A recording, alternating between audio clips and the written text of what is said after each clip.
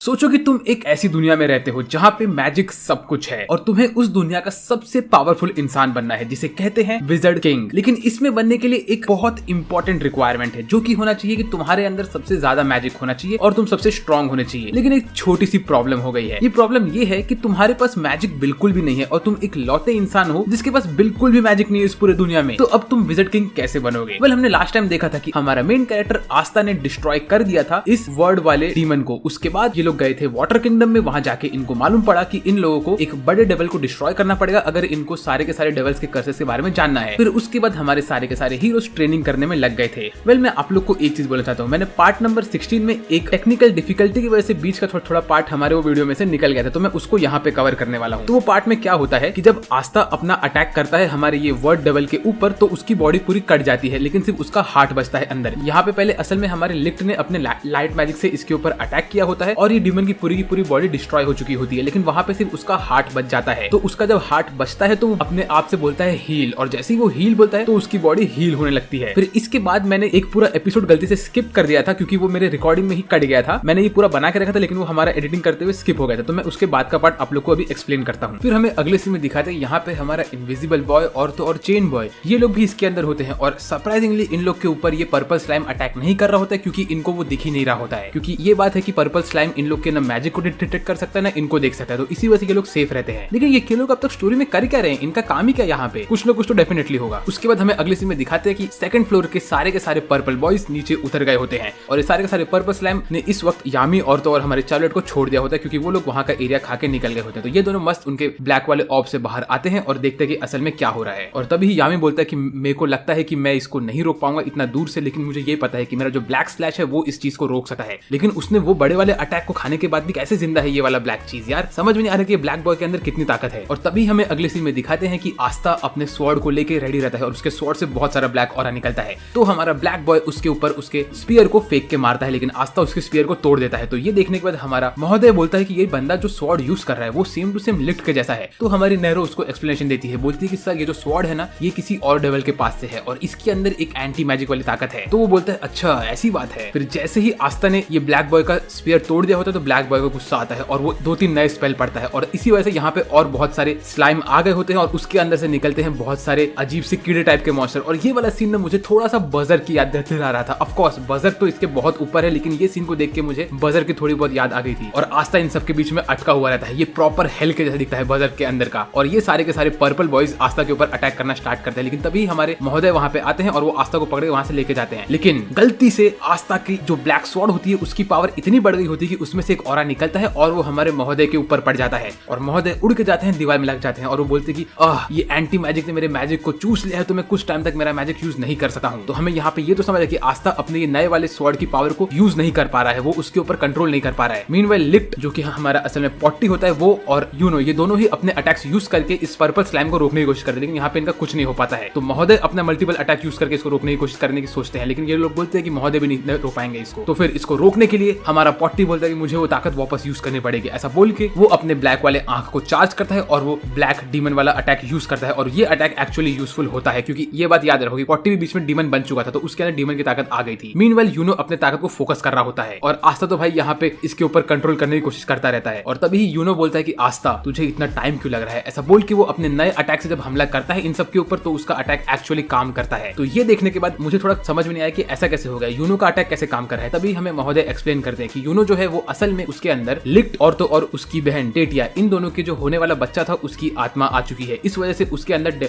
Elf की और devil की पावर है, इसीलिए वो डेविल्स के इस चीज को काट पा रहा है क्योंकि उसने ये जो स्वॉर्ड बनाया है उस स्वॉर्ड की वजह से उसने क्या किया, उसने यहाँ के आसपास के सारे पावर को अपने अंदर खींच लिया। जहाँ पे उसने देखा था कि हमारे महोदय और तो और हमारा ये लिक्ट इन दोनों ने जब डेविल वाले पावर यूज किए थे तो उसकी एसेंस यहाँ पे छूट गई थी, तो उसने वो एसेंस को अपने अंदर खींचा और उससे ये स्वॉर्ड बनाया जो कि ये स्वॉर्ड इस चीज को काट सकता है डेविल के पावर को। और इसका नाम है wind spirit creation magic spirit of Zephyr. और तभी आस्था अपने डीमन के ऊपर कंट्रोल करना सीखने की कोशिश करता है और थोड़ा बहुत उसको कंट्रोल आ जाता है और तभी उसका ये स्वॉर्ड और बड़ा हो जाता है और तो और आस्था का डीमन उसके बॉडी के ऊपर और हावी होने लगता है, उसकी बॉडी और ब्लैक होने लगती है। लेकिन ये स्वॉर्ड यहाँ पे बहुत खतरनाक दिखता है। तो आस्था बोलता है ये है मेरा anti magic demon slayer sword black divider. तो क्या ये आस्था का चौथा स्वॉर्ड है? मुझे नहीं पता क्योंकि ये चौथे स्वॉर्ड जैसा दिख रहा है एक तरह से। तो उसके बाद हमारा ब्लैक बॉय बोलता है कि अरे छोटू तू कितनी भी कोशिश कर ले तू मेरे तक इतना फास्ट पहुंच नहीं पाएगा। लेकिन तभी ही यूनो आस्था को अपने स्वॉर्ड से बूस्ट देता है और आस्था आस्था गॉड स्पीड से भाग के जाता है और हमारे ब्लैक बॉय के सीने पे अपना स्वॉर्ड मार देता है और ये इतना जोर से लगता है ब्लैक बॉय को कि वो कॉम्प्रीहेंड ही नहीं कर पाता कि ये क्या हुआ और आस्था का स्वॉर्ड ब्लैक बॉय को चीर देता है और ये पढ़ने के बाद ब्लैक बॉय एकदम कांपने लगता है, बोलता है ओह मुझे बहुत जोर से लगा है, अब मैं कुछ नहीं कर पा रहा, ऐसा वो कांपने लगता है एकदम से। और यहाँ पे सबको लगता है कि हो गया, हर एक चीज जीत गए ये लोग। लेकिन तभी ही ब्लैक बॉय हंसता है और वो एक आवाज में नहीं हंसता है, मल्टीपल आवाज में हंसता है। इस वक्त उसके बॉडी पे हर जगह एक मुंह खुल जाता है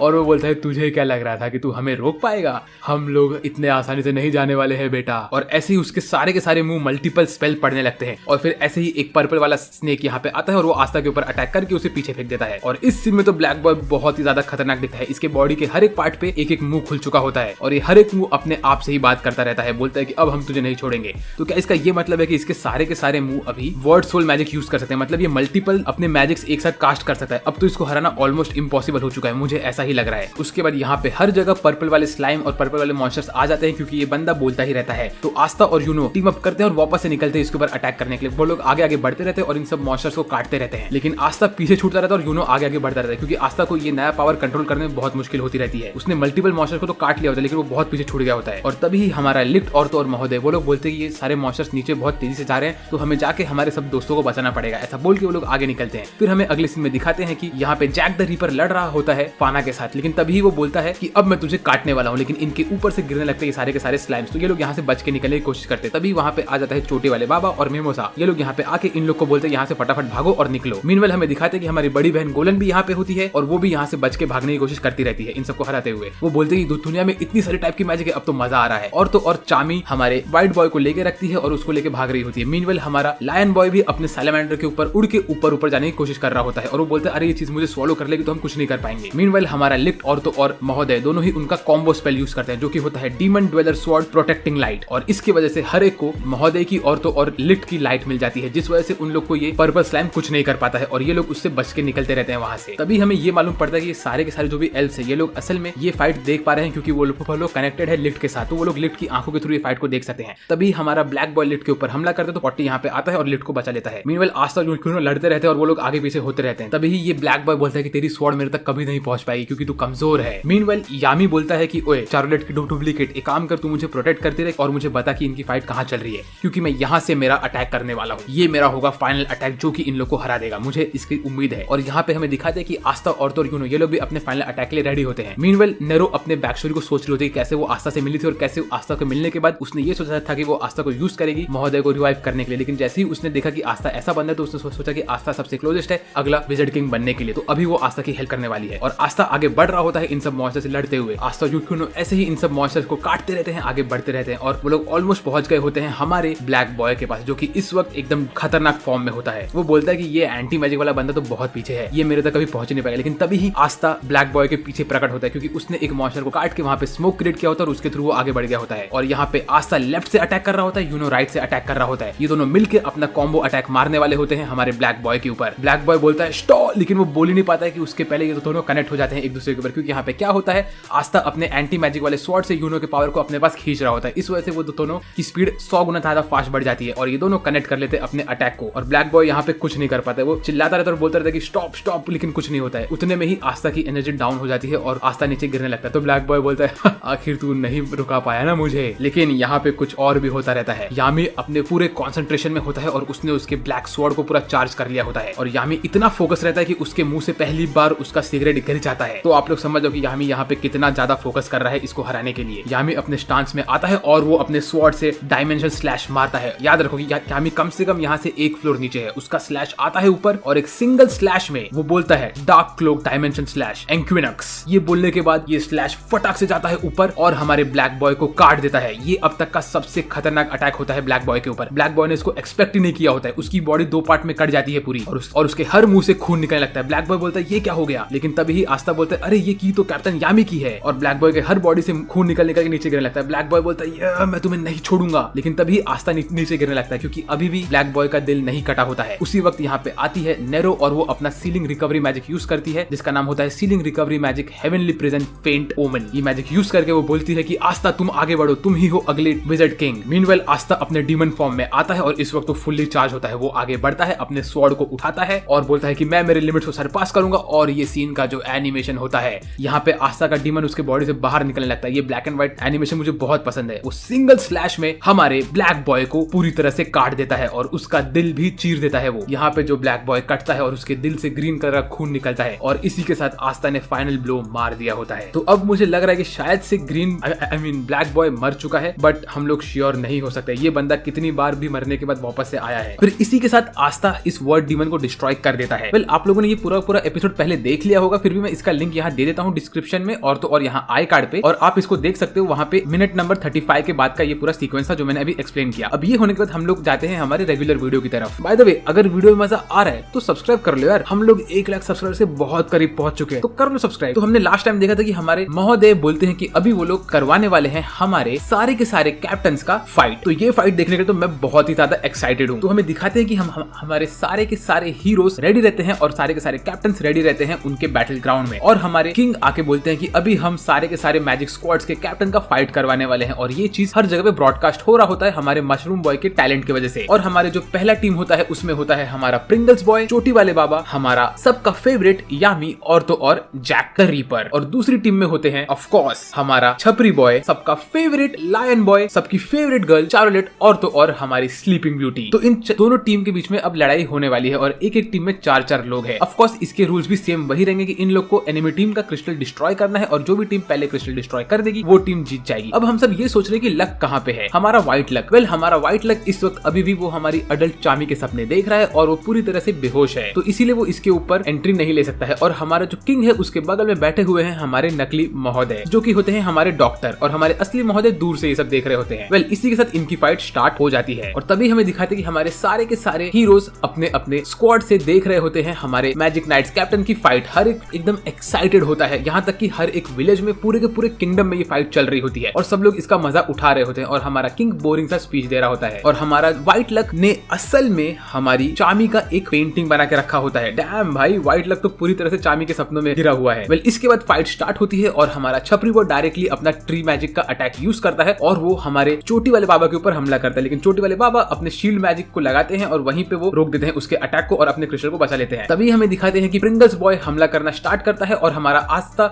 यामी भी पीछे से भाग रहा होता है, लेकिन उसके पीछे जैक द रीपर अपने मल्टीपल अटैक्स करता रहता है। और तभी ही यामी अपना स्वॉर्ड निकालता है और बोलता है डार्क क्लोक्ड मैजिक, ऐसा बोल के वो हमला करने वाला होता है कि तभी ही वहां पे चार्लोट आती है और वो अपने प्लांट मैजिक से हमारे यामी का हाथ पकड़ लेती है। और उसी वक्त एनिमी टीम डायरेक्टली पत्थर फेंक के हमला कर रही होती है हमारे चोटी वाले बाबा के ऊपर, लेकिन वो उनके अटैक को अपने अटैक से रोक रहे होते हैं। ये फाइट तो बहुत एपिक चल रही है। मीनवाइल हमारी चार्लोट भाग रही होती है इन सब अटैक को रोकने के लिए, लेकिन तभी ही हमारी स्लीपिंग ब्यूटी वहां पे आती है और वो एक चुटकी बजा के हर एक चीज को अपने ड्रीम वर्ल्ड में डाल देती है। और इस सीन में स्लीपिंग ब्यूटी बहुत ही अमेजिंग दिखती है। क्या क्लोजअप लिया है उसके चेहरे का यहाँ पे ये लोगों ने। लेकिन तभी ही इसके पीछे से निकलता है जैक द रीपर और वो अपना अटैक मारने वाला होता है, लेकिन उसी वक्त हमारा लायन बॉय अपना फायर मैजिक मारता है और ये मैजिक एकदम इंसेन होता है। फिर इसके बाद हमारी चार्लोट बोलती है कि हाँ, मेरा सपना था कि मैं इस वक्त यामी के स्क्वाड के साथ ट्रेनिंग करूं, लेकिन यामी के साथ लड़ना ये तो अलग ही एक फील है मेरे लिए। ऐसा बोल के वो ब्लश कर रही होती है। बाय द वे, क्या आप लोग को लगता है कि ये सीरीज के एंड में यामी और तो और चार्लोट साथ में होंगे कि नहीं? उसके बाद जैक और यामी दोनों ही जंगल में भागते हैं अटैक करने के लिए एनिमी के ऊपर। वो लोग आगे बढ़ते रहते हैं और वो सोचते हैं कि अभी हमें कैसे इनके ऊपर अटैक करना चाहिए और इनके क्रिस्टल को कैसे डिस्ट्रॉय करना चाहिए। लेकिन उतने में उनके सामने आ जाती है हमारी चार्लोट और तो और छपरी बॉय। ये लोग इनके ऊपर हमला करने के लिए रेडी होते हैं। तभी हमें दिखाते हैं कि हमारा चोटी वाले बाबा अपने सर्फ बोर्ड के ऊपर हमारे क्रिस्टल को लेके भाग रहा होता है और उनके ऊपर हमला कर रहा होता है हम सबका फेवरेट लायन बॉय अपने सैलेमेंडर के ऊपर बैठ के। तो हमारा चोटी वाले बाबा उनके ऊपर मर्क्यूरी रेन मारते हैं, लेकिन सैलेमेंडर अपने फ्लेम मैजिक से उन सबको रोक देता है। उसके बाद तभी ही वहां पे हमारे प्रिंगल्स आते हैं और वो हमारे चोटी वाले बाबा की हेल्प करते हैं एनिमी का क्रिस्टल डिस्ट्रॉय करने के लिए। लेकिन एनिमी इनका कोई और नहीं, लायन बॉय है, तो तुम लोग समझ जाओ कि ये इतना आसानी से नहीं डिस्ट्रॉय कर पाएंगे। मीनवाइल हमें दिखाते हैं कि हमारा बूहा किंग के साथ बैठा होता है और किंग उससे बोलता है कि तेरी जिम्मेदारी ये है कि अगर इसमें से किसी भी कैप्टन ने गलती से मेरे ऊपर हमला किया तो तुझे अपनी जान की बाजी लगा के मुझे बचाना पड़ेगा। तब तक हमें दिखाते हैं कि जंगल में हमारा छपरी बॉय और तो और यामी लड़ रहे होते हैं। मीनवाइल हमारे चोटी वाले बाबा अपना वही अटैक मारते हैं जिससे कि वो हमारे लायन बॉय को एक केज में बंद कर देते हैं। और तभी ही दूसरे साइड पे हमें दिखाते हैं कि हमारा यामी और तो और जैक द रीपर दोनों ही अपने मैजिक को कंबाइन करते हैं और एक साथ अपना अटैक मारते हैं। यामी यूज करता है dark magic dark cloaked lightless slash. Meanwhile हमारा जैक यूज करता है serving magic death scythe lunatic slash. और ये बहुत खतरनाक स्लैश अटैक मारते रहते हैं कि पूरा का पूरा फॉरेस्ट भी डिस्ट्रॉय हो जाता है। और ये सब चीज हमारे हीरो देख रहे होते हैं अपने अपने स्क्वाड में से। लेकिन तभी ही हमारा छपरी बॉय हर जगह पे बड़े बड़े ट्री को उगाने लगता है और हमारी चार्लोट अपने क्रिस्टल को लेकर हवा में जाती है। तभी यामी भाग के जाता है उनको पकड़ने के, लेकिन उसी वक्त वहाँ पे अचानक से हमारी स्लीपिंग ब्यूटी आती है और वो अपने मैजिक के साथ यामी को ड्रीम वर्ल्ड में लेके भाग जाती जाती है और यहाँ पे जैक अकेला बच जाता है। तभी हमें अगले सीन में दिखाते हैं कि यामी असल में हमारी स्लीपिंग ब्यूटी के वर्ल्ड में होता है और वो बोलता है कि मैं जानता हूँ कि इस वर्ल्ड में आने के बाद अगर मैं सो गया तो मैं हमेशा के लिए सो जाऊंगा, तो यहाँ से निकलने के लिए मुझे बस जो करना है वो मुझे तुम्हें इमेजिन करवाना पड़ेगा। तो मैं चाहता हूँ कि तुम यहाँ पे एक हॉट स्प्रिंग लेके आ जाओ, मेरे खाने के लिए अच्छा खासा चीजें लेके आ जाओ और तो और मुझे बहुत सारी अच्छी अच्छी चीजें दो। तभी हमारी स्लीपिंग ब्यूटी बोलती है कि नहीं, ऐसा नहीं हो सकता है, क्योंकि यहाँ पे वही चीज आएगी जिसको मैं खुद से इमेजिन कर सकूं, लेकिन इन सब चीजों को मैं इमेजिन नहीं कर सकती। तो यामी बोलता है अच्छा ऐसी बात है,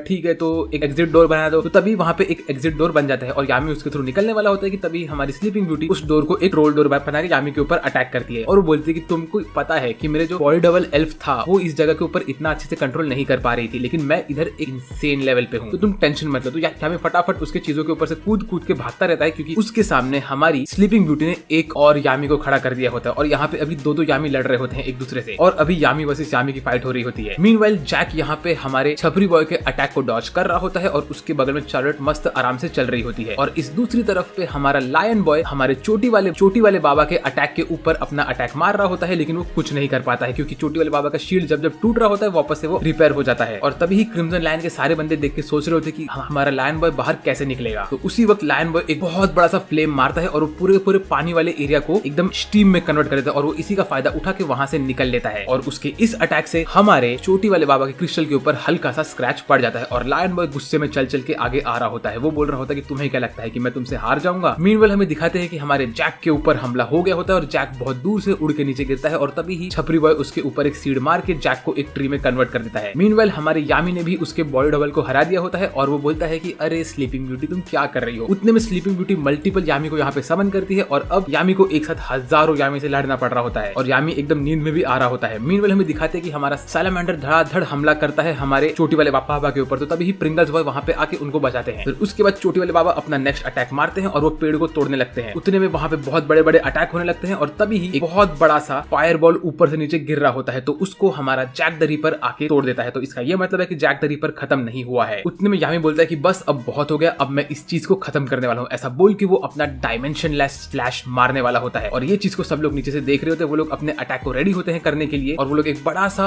वर्लपूल बनाते हैं पानी का भवंडर बना के और उसके ऊपर वो लोग उनका सिल्वर मैजिक भी मार के रखते हैं। ये बहुत इंसेन सीन होता है। हर एक कैप्टन एकदम से एग्रेसिव वे में रेडी रहता है हमला करने के लिए और हमारे हीरोज ये सब चीज देख रहे होते हैं। यहाँ पे बड़े बड़े फायर बॉम्ब्स फट रहे होते हैं, सैलामेंडर हवा में उड़ के उसके फायर बॉल मार रहा होता है। इतना इंसेन सीन होता है कि यहाँ पे बहुत सारी चीजें होती रहती है। हमारे सारे कैप्टन रेडी होते हैं अपना इंसेन अटैक मारने के लिए और यहाँ बहुत बड़ा वर्ल्ड वाइड लेवल का ब्लास्ट होता है। तभी हमारी स्लीपिंग ब्यूटी बोलती है कि यामी मुझे तुम्हारा स्पेशल पावर दिखाओ, जल्दी दिखाओ। फिर यामी बोलता है कि अब मैं वो वाला अटैक यूज करने वाला हूँ जो मैंने पहले यूज किया था और ये अटैक है मानाज़ोर्ड द क्लोक डायमेंशन स्लैश एंक्विनेक्स। ये सिंगल अटैक में वो हमारी स्लीपिंग ब्यूटी के वर्ल्ड को डिस्ट्रॉय कर देता है 2 पार्ट में और उसके साथ ही साथ ये पूरे के पूरे अरीना को भी डिस्ट्रॉय कर देता है। तभी हमें अगले सीन में दिखाते कि हमारे महोदय बोलते कि ये बैटल तुम्हारा बहुत अमेजिंग था और हमारे सारे के सारे कैप्टन यहाँ पे बैठे होते हैं। वो बोलते कि मैंने इतना सारा मैजिकल पावर देखा, मुझे बहुत मजा आ गया। स्पेशली यामी तुम्हारा लास्ट अटैक तो बहुत अमेजिंग था। तुमने एक सिंगल अटैक में पूरे डायमेंशन को डिस्ट्रॉय कर दिया और उसके साथ ही साथ तुमने दोनों क्रिस्टल को एक साथ डिस्ट्रॉय कर दिया। तो इसका ये मतलब है कि तुम्हारा ये फाइट एक ड्रॉ होता है और यामी की यहाँ पे हालत बहुत खराब रहती है। बेचारे ने बहुत मार खाया होता है इन सब चीजों में और हमारा जैक यामी के ऊपर भड़क रहा होता है, बोल रहा होता है कि हमने इतनी मेहनत की तेरे वजह से ये ड्रॉ बन गया। तभी हमारी स्लीपिंग ब्यूटी बोलती है कि यामी डियर वो फाइट में तो बहुत मजा आया था जो हमने ड्रीम वर्ल्ड में किया था, तुम्हारे साथ मैंने बहुत अच्छा टाइम स्पेंड किया। ये सुन के हमारी चार्लोट का दिमाग फटने लगता है। वो बोलती है टाइम स्पेंड किया ड्रीम वर्ल्ड में? यामी डियर ये सब क्या बोल रही हो तुम स्लीपिंग ब्यूटी? मतलब हमारी चार्लोट तो एकदम से जल रही है स्लीपिंग ब्यूटी से। फिर उसके बाद हमें नेक्स्ट सीन में दिखाते हैं कि हमारे सारे के सारे हीरोज अपने अपने कैप्टन के अचीवमेंट को प्रेज कर रहे होते हैं, लेकिन हमारी टॉम बॉय तो कुछ ज्यादा ही कर रही होती है। वो चार्लोट के बहुत बड़े से फोटो को साफ कर रही होती है। फिर तभी हमें अगले सीन में दिखाते हैं कि हमारे हीरोज अपने बेस पे ट्रेनिंग कर रहे होते हैं। नोवेल अपना अटैक मार रही होती है आस्था के ऊपर और आस्था उसके अटैक को तोड़ रहा होता है। ऐसी सारे के सारे हीरोज मस्त ट्रेनिंग कर रहे होते हैं। तभी वहाँ पे फिनरल आता है और वो उन दोनों को रोकता है और बोलता है कि अरे सुनो मेरी बात। ऐसा बोल के वो उन लोग को बोलता है कि हमें कैप्टन यामी लेके जा रहे हैं सिटी में, तो हम वहाँ जाके जरा देखे क्या हो रहा है। जैसे लोग सिटी में घुसते तभी ये लोग देखते हैं कि वहाँ पे असल में पूरी की पूरी सिटी ऑलमोस्ट से रिबिल्ड हो चुकी होती है। तभी यामी इनको बोलता है कि अभी तुम लोग को 1 साल हो चुका है हमारा स्क्वाड ज्वाइन करके, तो आज वापस से एक और सेरेमनी है यहाँ पे जहाँ पे इन लोग का एग्जाम होगा और यहाँ पे नए नए मैजिक नाइट्स रिक्रूट होने वाले हैं। तो चलो हम देखते कि कोई नया मैजिक नाइट हमें मिलने वाला है कि नहीं। तो लास्ट टाइम की तरह वापस से यहाँ पे हमारा जोकर बॉय और फिनरल होते हैं जो लोग पहले यामी के साथ थे और इस वक्त नोवेल और आस्था भी होते हैं इनके साथ। तभी हमें दिखाते हैं कि बहुत सारे नए नए मैजिक नाइट्स बनने के लिए कैंडिडेट्स कोलोसियम के अंदर एंट्री ले रहे होते हैं और इसी तरह आस्था ने भी यहाँ पे एंट्री ली होती है पिछले साल। आस्था इन सबको देख के बोल रहा होता है कि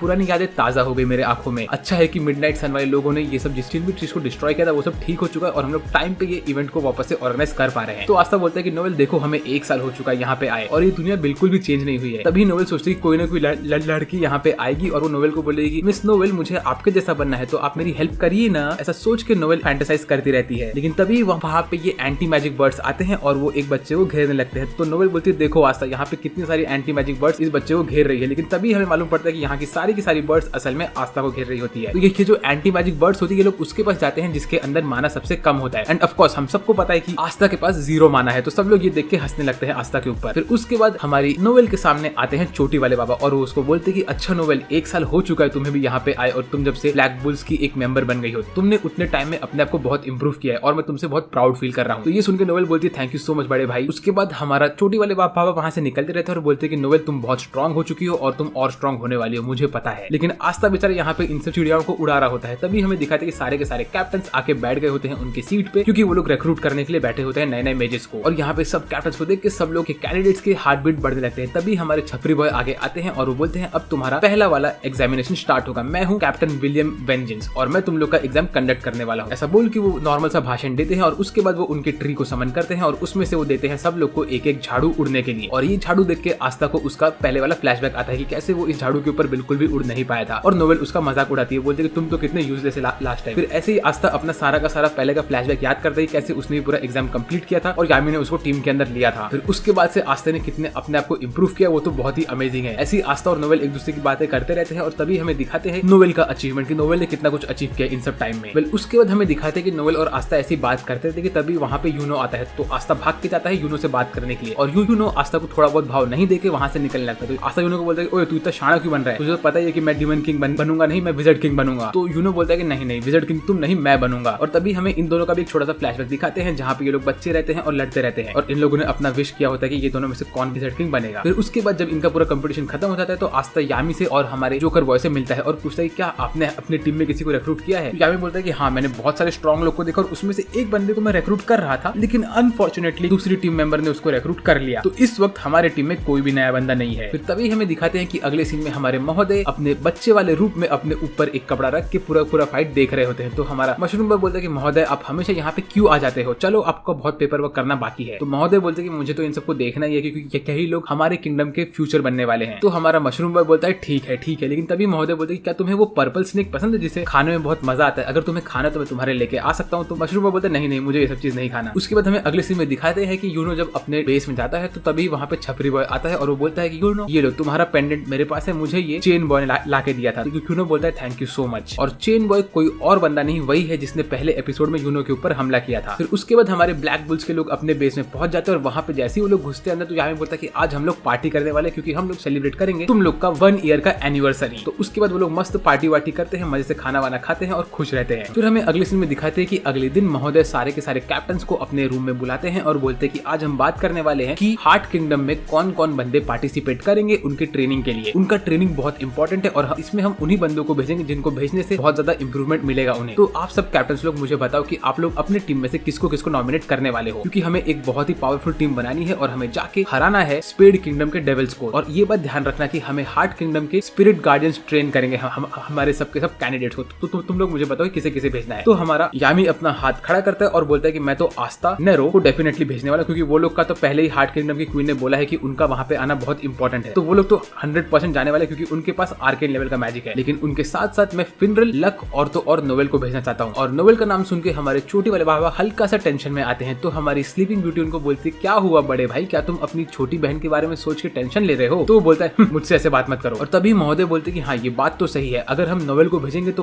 उसका वाटर मैजिक का बहुत अच्छा इंप्रूवमेंट होगा क्योंकि उनके पास वाटर स्पिरिट की ताकत है। तो वाटर स्पिरिट जब हार्ट किंगडम की वाटर स्पिरिट हेल्प करेगी नोवेल की तो उसका पावर और इंप्रूव होगा। तभी हमारे छपरी बॉय बोलता है कि मैं गोल्डन डॉन से सिर्फ एक बंदे को भेजने वाला हूँ और वो है मिमोसा, क्योंकि मिमोसा का हीलिंग मैजिक बहुत इंपॉर्टेंट है हमारे लिए। फिर हमारा लायन बॉय बोलता है कि वो अपने साइड से भेजने वाला है लियो को, और लियो को तो डेफिनेटली भेजना चाहिए क्योंकि लियो बहुत ही सही बंदा है। और वो बोलता है कि लियो असल में हम लोग का छोटा भाई है, इसीलिए बड़ी बहन गोलन ने भी यही सोचा है कि हमें लियो को भेजना चाहिए क्योंकि उसके अंदर बहुत पोटेंशियल है ग्रो होने के लिए। वो बड़ी बहन गोलन के साथ तो स्ट्रॉन्ग मैजिक वोल्केनो में बहुत प्रैक्टिस कर रहा है, लेकिन हमें उसका और पावर बढ़ाना है। फिर उसके बाद हमारी चार्लोट बोलती है क्या सर मैं खुद को नॉमिनेट कर सकती हूँ। तो महोदय बोलते हैं ऑफ कोर्स तुम खुद को नॉमिनेट कर सकती हो, अगर तुम्हें खुद को इंप्रूव करना है तो तुम चली जाओ। तभी हमें हमारी चार्लोट बोलती है कि जब मुझे एल्फ ने पोजेस किया था तो वो असल में रेड रोज वाला पावर यूज कर सक रही थी और मैं उसे अभी भी यूज नहीं कर पा रही हूँ, मैं मैं सिर्फ ब्लू रोज पे ही अटकी हुई हूँ, तो मुझे वो पावर को यूज करना है क्योंकि मुझे पता है कि वो स्ट्रेंथ मेरे अंदर है। और फिर तभी ही बाकी सारे के सारे कैप्टन बोलते हैं कि हम लोग हमारे टीम में से किसी और को नहीं भेजने वाले हैं। मीनवाइल हमारा व्हाइट लक वापस से चामी का सपना देख रहा होता है और वो सोच रहा होता है कि उसे कैसे अपनी स्ट्रेंथ को इंक्रीज करना चाहिए, चामी उसके प्यार में पागल हो जाए। ऐसे वो सोचते सोचते वो बोलता है कि मैं जाऊंगा। और तभी ही हमारे महोदय बोलते ठीक है व्हाइट लक, तुम्हें भी हम भेज देंगे। तो तभी व्हाइट लक बोलते कि यस, मैं वहां जाके और पावरफुल बन जाऊंगा और जाके मैं मेरी चामी को इंप्रेस करूंगा। फिर इसी के साथ इनका मीटिंग कंक्लूड होता है और सारे के सारे मैजिक नाइट्स ने अपने अपने स्क्वाड के मेंबर्स को चुन लिया होता है कि जो जाने वाले हैं इसमें। फिर उसके बाद हमें अगले सीन में बताते हैं कि असल में महोदय ने एक और चीज रखा होता है जो कि होता है स्पेशल डेकोरेशन फेस्टिवल, जहाँ पे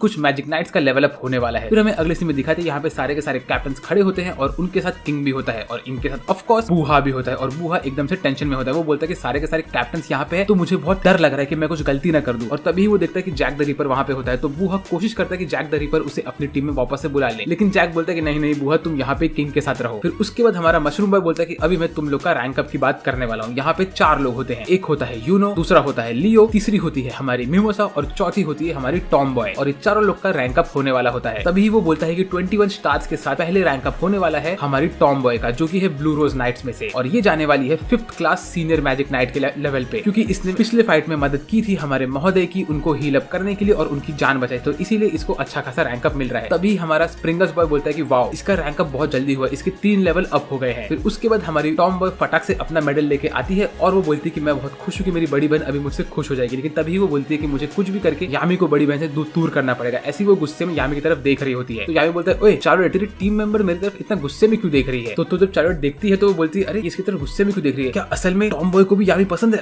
टॉम बॉय तुम दूर हो या क्या यामी से, ऐसा बोल के वो देखती है टॉम बॉय की तरफ। तो टॉम बॉय को लगता है कि अरे चार्लोट मेरी तरफ गुस्से में क्यों देख रही है। फिर उसके बाद बारी आती है मिमोसा की। मिमोसा के पास टोटल 23 स्टार्स होते हैं और उसका भी अच्छा खासा रैंक अप होने वाला होता है, तो उसको मिलता है 2nd class intermediate magic night का रैंक, जो कि वापस से बहुत इंपॉर्टेंट मैजिक होता है क्योंकि उसने उसकी हीलिंग मैजिक से बहुत सारे लोगों को हील किया होता है। और मिमोसा के भी 3 लेवल अप हो चुके होते हैं। फिर बारी आती है 18 स्टार के साथ हमारे लायन बॉय की, और लायन बॉय को मिलता है 4th क्लास सीनियर मैजिक का टाइटल, लेकिन लायन बॉय बोलता है कि सॉरी सर, मैं ये टाइटल नहीं एक्सेप्ट कर सकता हूँ क्योंकि जब पिछले बैटल में मैं बहुत यूजलेस था, मुझे मेरे टीममेट्स ने हेल्प की, वो लोग अपनी जान की बाजी लगा के मुझे बचा रहे थे, इसीलिए मैं सोच रहा हूँ कि मैं इतना यूजफुल नहीं, प्लीज मुझे आप माफ करिए, मैं ये टाइटल नहीं ले सकता। ये सुनने के बाद हमारा लायन बॉय बोलता है कि तुम क्या कर रहे हो लियो, ये टाइटल तुम्हें इसलिए दिया जा रहा है क्योंकि हमारे टीम मेंबर्स जानते हैं कि तुम कितने इंपॉर्टेंट हो, उनको पता है कि तुम्हारे अंदर कितनी स्ट्रेंथ है। अगर तुम इस टाइटल को ठुकरा रहे हो मतलब तुम हमारे टीम मेंबर्स की बेइज्जती कर रहे हो और तुम महोदय की बेइज्जती कर रहे हो, तुम्हें ये टाइटल लेना चाहिए। तो हमारा लियो बोलता है ठीक है, मैं ये टाइटल लेता हूँ, प्लीज मुझे माफ कर दीजिए और मुझे टाइटल दे दीजिए। फिर उसके बाद बारी आती है यूनो की, जिसने टोटल 77 स्टार्स कमाए होते हैं। ये सुन के हमारा लियो, मिमोसा और हमारी टॉम बॉय तीनों ही एकदम से शॉक हो जाते हैं कि इतने सारे स्टार्स कैसे कमा लिए। लेकिन सबसे ज्यादा शॉक तो हमारा व्हाइट लक होता है, वो बोलता है इस बंदे ने अकेले 77 स्टार्स कमाए हैं और पिछली साल मेरी टीम ने सब लोग ने मिला के सिर्फ 49 स्टार्स कमाए थे। हैं, ये बंदे ने अकेले मेरी टीम को आउटशाइन कर दिया, ये क्या हो रहा है भाई? और तभी यूनो का जो लेवल अप होता है वो होता है एकदम इनसेन लेवल का लेवल अप। यूनो को मिलता है 1st class senior magic night का लेवल, जो कि एक वाइस कैप्टन का लेवल होता है, और इस वक्त यूनो गोल्डन डॉन के वाइस कैप्टन के लेवल पे पहुंच चुका है, जो है लंगूर का लेवल और यूनो का लेवल, दोनों का लेवल सेम हो चुका है। और ये देख के तो हमारा किंग एकदम टेंशन में आ जाता है, वो बोलता है कि पेजेंट इतने खतरनाक लेवल पे कैसे आ गया। तभी हमारा मशरूम बॉय बोलता है कि यूनो ने अपने फाइनल अटैक में हेल्प किया था आस्था की उस वर्ड डीमन को हराने में, इन लोगों ने फाइनल अटैक मार के वर्ड डीमन को हराया था, इसीलिए इसको इतना हाई रैंक अप मिल रहा है। फिर इसके बाद हमारा किंग बोलता है कि क्या तुम सब लोग भूल रहे हो कि यहाँ पे हमें एक और बंदे का लेवल अप करना है? तो शायद से मुझे लगा कि यहाँ पे किंग आस्था की बात करता है, लेकिन नहीं, यहाँ पे किंग बात करता है बूहा की। वो बोलता है कि बूहा ने मुझे बताया था क्राइसिस के टाइम में, जब तुम सब लोग भूल गए कि तुम लोगों को किंग को बचा के रखना है, तभी बूहा आया और तब उसने मुझे बचाया, इसीलिए मैं बूहा को मेरे अथॉरिटी से रैंक दे रहा हूँ 1st क्लास मैजिक नाइट का, और बूहा भी एक टॉप लेवल का रैंक बन चुका है। तो भाई बूहा को तो बैठे बैठे लेवल अप मिल रहा है यहाँ पे। वो बोलता है कि बूहा तुम सबसे ज्यादा स्ट्रॉन्ग है, और बूहा एकदम से टेंशन में होता है, वो बोलता है ये क्या हो रहा है। और फिर सब सारे के सारे कैप्टन बूहा को खौफ में देखते हैं और उसके बाद बूहा के लिए ताली बजाते हैं। लेकिन मुझे ये समझ आया कि पूरे सेरेमनी में ये लोगों ने आस्था का रैंक अप क्यों नहीं किया भाई? आस्था ने तो फाइनल ब्लो मारा था उसके ऊपर, हमारे वर्ड डीमन के ऊपर, आस्था ने ही उस डीमन को हराया था, तो उसका भी तो रैंक अप करो। इसके बाद यहाँ से सारे के सारे लोग निकल लेते हैं। फिर उसके बाद हमारा मशरूम बॉय बोलता है कि एक और बंदे का रैंक अप होने वाला है, और वो कोई और नहीं, वो है यामी तुम आगे आ जाओ। तो यामी बोलता है मेरा क्या रैंक अप होगा, मैं तो पहले से कैप्टन के रैंक में हूं। तो वो बोलता है कि रैंक अप नहीं होगा, लेकिन तुम्हें एक मेडल मिल रहा है क्योंकि तुमने बहुत अच्छा फाइनल ब्लो मार के रखा था उस ड्रैगन के ऊपर, आई मीन वो डेविल के ऊपर। तो यामी बोलता है क्या तुम मुझे ये मेडल की जगह कुछ पैसे दे सकते हो? तो वो बोलता है नहीं पैसे नहीं मिलेंगे, मेडल और निकलो यहाँ से। फिर उसके बाद हमारे सारे के सारे हीरोज वापस से अपने बेस में जाते हैं। जैसे वो लोग बेस में घुसते तो उनके ऊपर धड़ाधड़ हमला होने लगता है मैग्ना और तो और लक की तरफ से, क्योंकि ये लोग इनकी ट्रेनिंग कर रहे होते हैं। तो हमारा यामी बोलता है कि अरे तुम लोग ये ट्रेनिंग बाहर करो, तुमको समझ में नहीं आता है। तभी यामी बोलता है कि ओके टीम, मैं तुम्हें ये बताना चाहता हूँ कि हमारी टीम से 5 लोग जाने वाले हैं हार्ट किंगडम में। उसमें से एक है आस्था, दूसरी है नेरो, तीसरा है फिनरल, चौथी है नोवेल और पांचवा है लक। तो लक का नाम सुन के हमारा मैग्ना आगे बढ़ता है और बोलता है प्लीज कैप्टन यामी आप मुझे भी इनके साथ ज्वाइन कीजिए। अगर लक जा रहा है तो मुझे भी इनके साथ कम्पीट करना है क्योंकि मुझे लक से ज्यादा स्ट्रॉन्ग बनना है। तो यामी बोलता है कि नहीं ऐसा नहीं हो सकता है, मैंने नाम पहले दे दिया है और नाम लॉक हो चुके हैं। तो हमारा मैग्ना जाके भीख मांगता है आस्था से और यामी से। तो यामी बोलता है ठीक है अगर तुम जाना चाहते हो तो मैं तुम्हारा नाम डालने के लिए रेडी हूँ, लेकिन तुम ये बात ध्यान रखो कि तुम्हारे अंदर बहुत कम मैजिक है और तुम शायद खत्म भी हो सकते हो ट्रेनिंग करते करते। तो मैग्ना बोलता है मुझे चलेगा ये। फिर हमें अगले सीन में दिखाते हैं कि गोल्डन डॉन के हेडक्वार्टर में सारे के सारे बंदे लोग यूनो के बारे में बात कर रहे होते हैं कि कैसे यूनो को first class senior magic night का रैंक मिल चुका है जो कि वाइस कैप्टन के लेवल का रैंक होता है। वो लोग बोलते हैं कि यूनो अभी इस लेवल पहुंच चुका है कि वो हमारे वाइस कैप्टन लंगूर के रैंक पे पहुंच चुका है और बहुत टाइम से लंगूर किसी मिशन पे गया भी नहीं है। तो अगर ऐसा कुछ हो रहा है तो वो टाइम बहुत दूर नहीं है कि जब यूनो लंगूर को डिथ्रोन कर देगा और यूनो वाइस कैप्टन बन जाएगा। तो इस वक्त देखा जाए तो लंगूर की कुर्सी बहुत खतरे में है। ऐसे ही लोग बात करके चल रहे होते हैं और ये लोग लंगूर से टकरा जाते हैं और लंगूर ने ये सब चीजें सुन ली होती है। तो वो सोचता है कि अब उसे क्या करना चाहिए। तो मुझे लग रहा है कि शायद से लंगूर अब कुछ न कुछ तो करने वाला है। फिर हमें अगले सीन में दिखाते हैं कि लंगूर जाता है और वो हमारे छपरी बॉय से बात करता है, बोलता है कि स्पेड किंगडम के साथ हमारा वॉर अभी होने वाला है तो मैं खुद की थोड़ी ट्रेनिंग करके खुद को पावर अप करना चाहता हूँ, तो क्या आप मुझे थोड़ा सा फ्री टाइम दे सकते हो। तो हमारा छपरी बॉय बोलता है कि ऑफ कोर्स। उसके बाद लंगूर जाता है और वो हमारी फिनेस से बात करने लगता है। उससे बोलता है कि बहुत टाइम होगा कि मैंने तुमसे अच्छे से बात नहीं की है, तो तुम क्या कर रही हो आजकल। तो बोलती है ज्यादा कुछ नहीं, मैं बस मेरी नॉर्मल सी प्रैक्टिस कर रही हूँ और मुझे हर दिन फिनरल से ये लेटर मिलता रहता है कि कैसे उसकी ट्रेनिंग चल रही है और वो कैसे अभी स्पेड किंगडम से लड़ने के लिए वाटर किंगडम में जाने वाला है और खुद की ट्रेनिंग करने वाला है। ऐसी फिनरल मुझसे हमेशा यही लेटर के थ्रू बात करता रहता है। तभी हमारा लंगूर बोलता है कि वो तुमसे इन पर्सन आके बात क्यों नहीं कर रहा है। उसका रीजन ये है कि वो असल में खुद की एक ट्रेनिंग कर रहा है कि उसको लगता है कि वो एक कर्ज के ऊपर दबा हुआ है और उसका कर्ज ये है कि वो सारी की सारी लड़कियों के पीछे प्यार में पागल है, इसीलिए वो तुमसे डिस्टेंस रख रहा है। बल्कि वो तुमसे आके बात कर सकता है लेकिन वो तुम्हें सिर्फ लेटर दे रहा है। फिर हमारी फिनेस बोलती है कि हाँ मैंने एक बार उसका हाथ पकड़ लिया था बीच में और उससे मैं पूछने गई कि तुम ये सब क्यों कर रहे हो, क्या तुम मुझे बताओगे कि तुम मुझे डायरेक्टली आके बात क्यों नहीं कर रहे हो। तो उसने बोला कि ये सब वो इसीलिए कर रहा है क्योंकि उसे उसकी ट्रेनिंग कंप्लीट करनी है। फिर तभी लंगूर फिनेस को बोलता है कि मुझे थोड़ा काम याद आया है, मैं थोड़ा टाइम में आता हूँ, ऐसा बोल के वहां से निकलता है। मीनवाइल हमें दिखाते हैं कि हम हमारे सारे के सारे गोल्डन डॉन के मेंबर्स ऐसे ही चिल कर रहे होते हैं, खाना खा रहे होते हैं और बातचीत कर रहे होते हैं और यूनो आराम से लेटा हुआ रहता है। तभी उसके पास हमारी ये विंड स्पिरिट आके बोलती है यूनो चलो हम लोग डेट पे चलते हैं। लेकिन उसी वक्त वहाँ पे चल चल के गुस्से में आ रहा होता है लंगूर। लंगूर वहाँ पे आके यूनो को बोलता है ओए यूनो चल अभी तू और मैं एक फाइट करेंगे कि तू भी अभी first class senior magic night बन चुका है तो तू मेरे लेवल पे आ ही चुका है ना। तो मैं बस ये देखना चाहता हूँ कि क्या तू क्वालिफाइड है मुझसे फाइट करने के लिए। तो यूनो बोलता है ऑफ कोर्स चलो। तो ये देख के बाकी सब लोग बोलते हैं कि हमें इन्हें रोकना चाहिए। तो तभी हमारा ग्रीन बॉय भाग के जाता है और वो हमारे छपरी बॉय को पूरा सिचुएशन बताता है। तो छपरी बॉय बोलता है अरे यार ये क्या हो रहा है, चलो ऐसा बोल के छपरी बॉय अपने केबिन से बाहर निकलता है। मीनवाइल हमें दिखाते हैं कि यूनो और लंगूर दोनों ही आमने सामने खड़े होते हैं और फाइट करने के लिए रेडी होते हैं। तभी लंगूर बोलता है यूनो क्यों ना हम इसमें एक बेट रखें, जो बंदा ये फाइट हार जाएगा वो गोल्डन डॉन को छोड़ देगा। ऐसा बोल के लंगूर स्माइल करने लगता है और ये बात सुन के गोल्डन डॉन के सारे लोग एकदम से खौफ में आ जाते हैं और बोलते हैं ये सब क्या हो रहा है। फिर उसके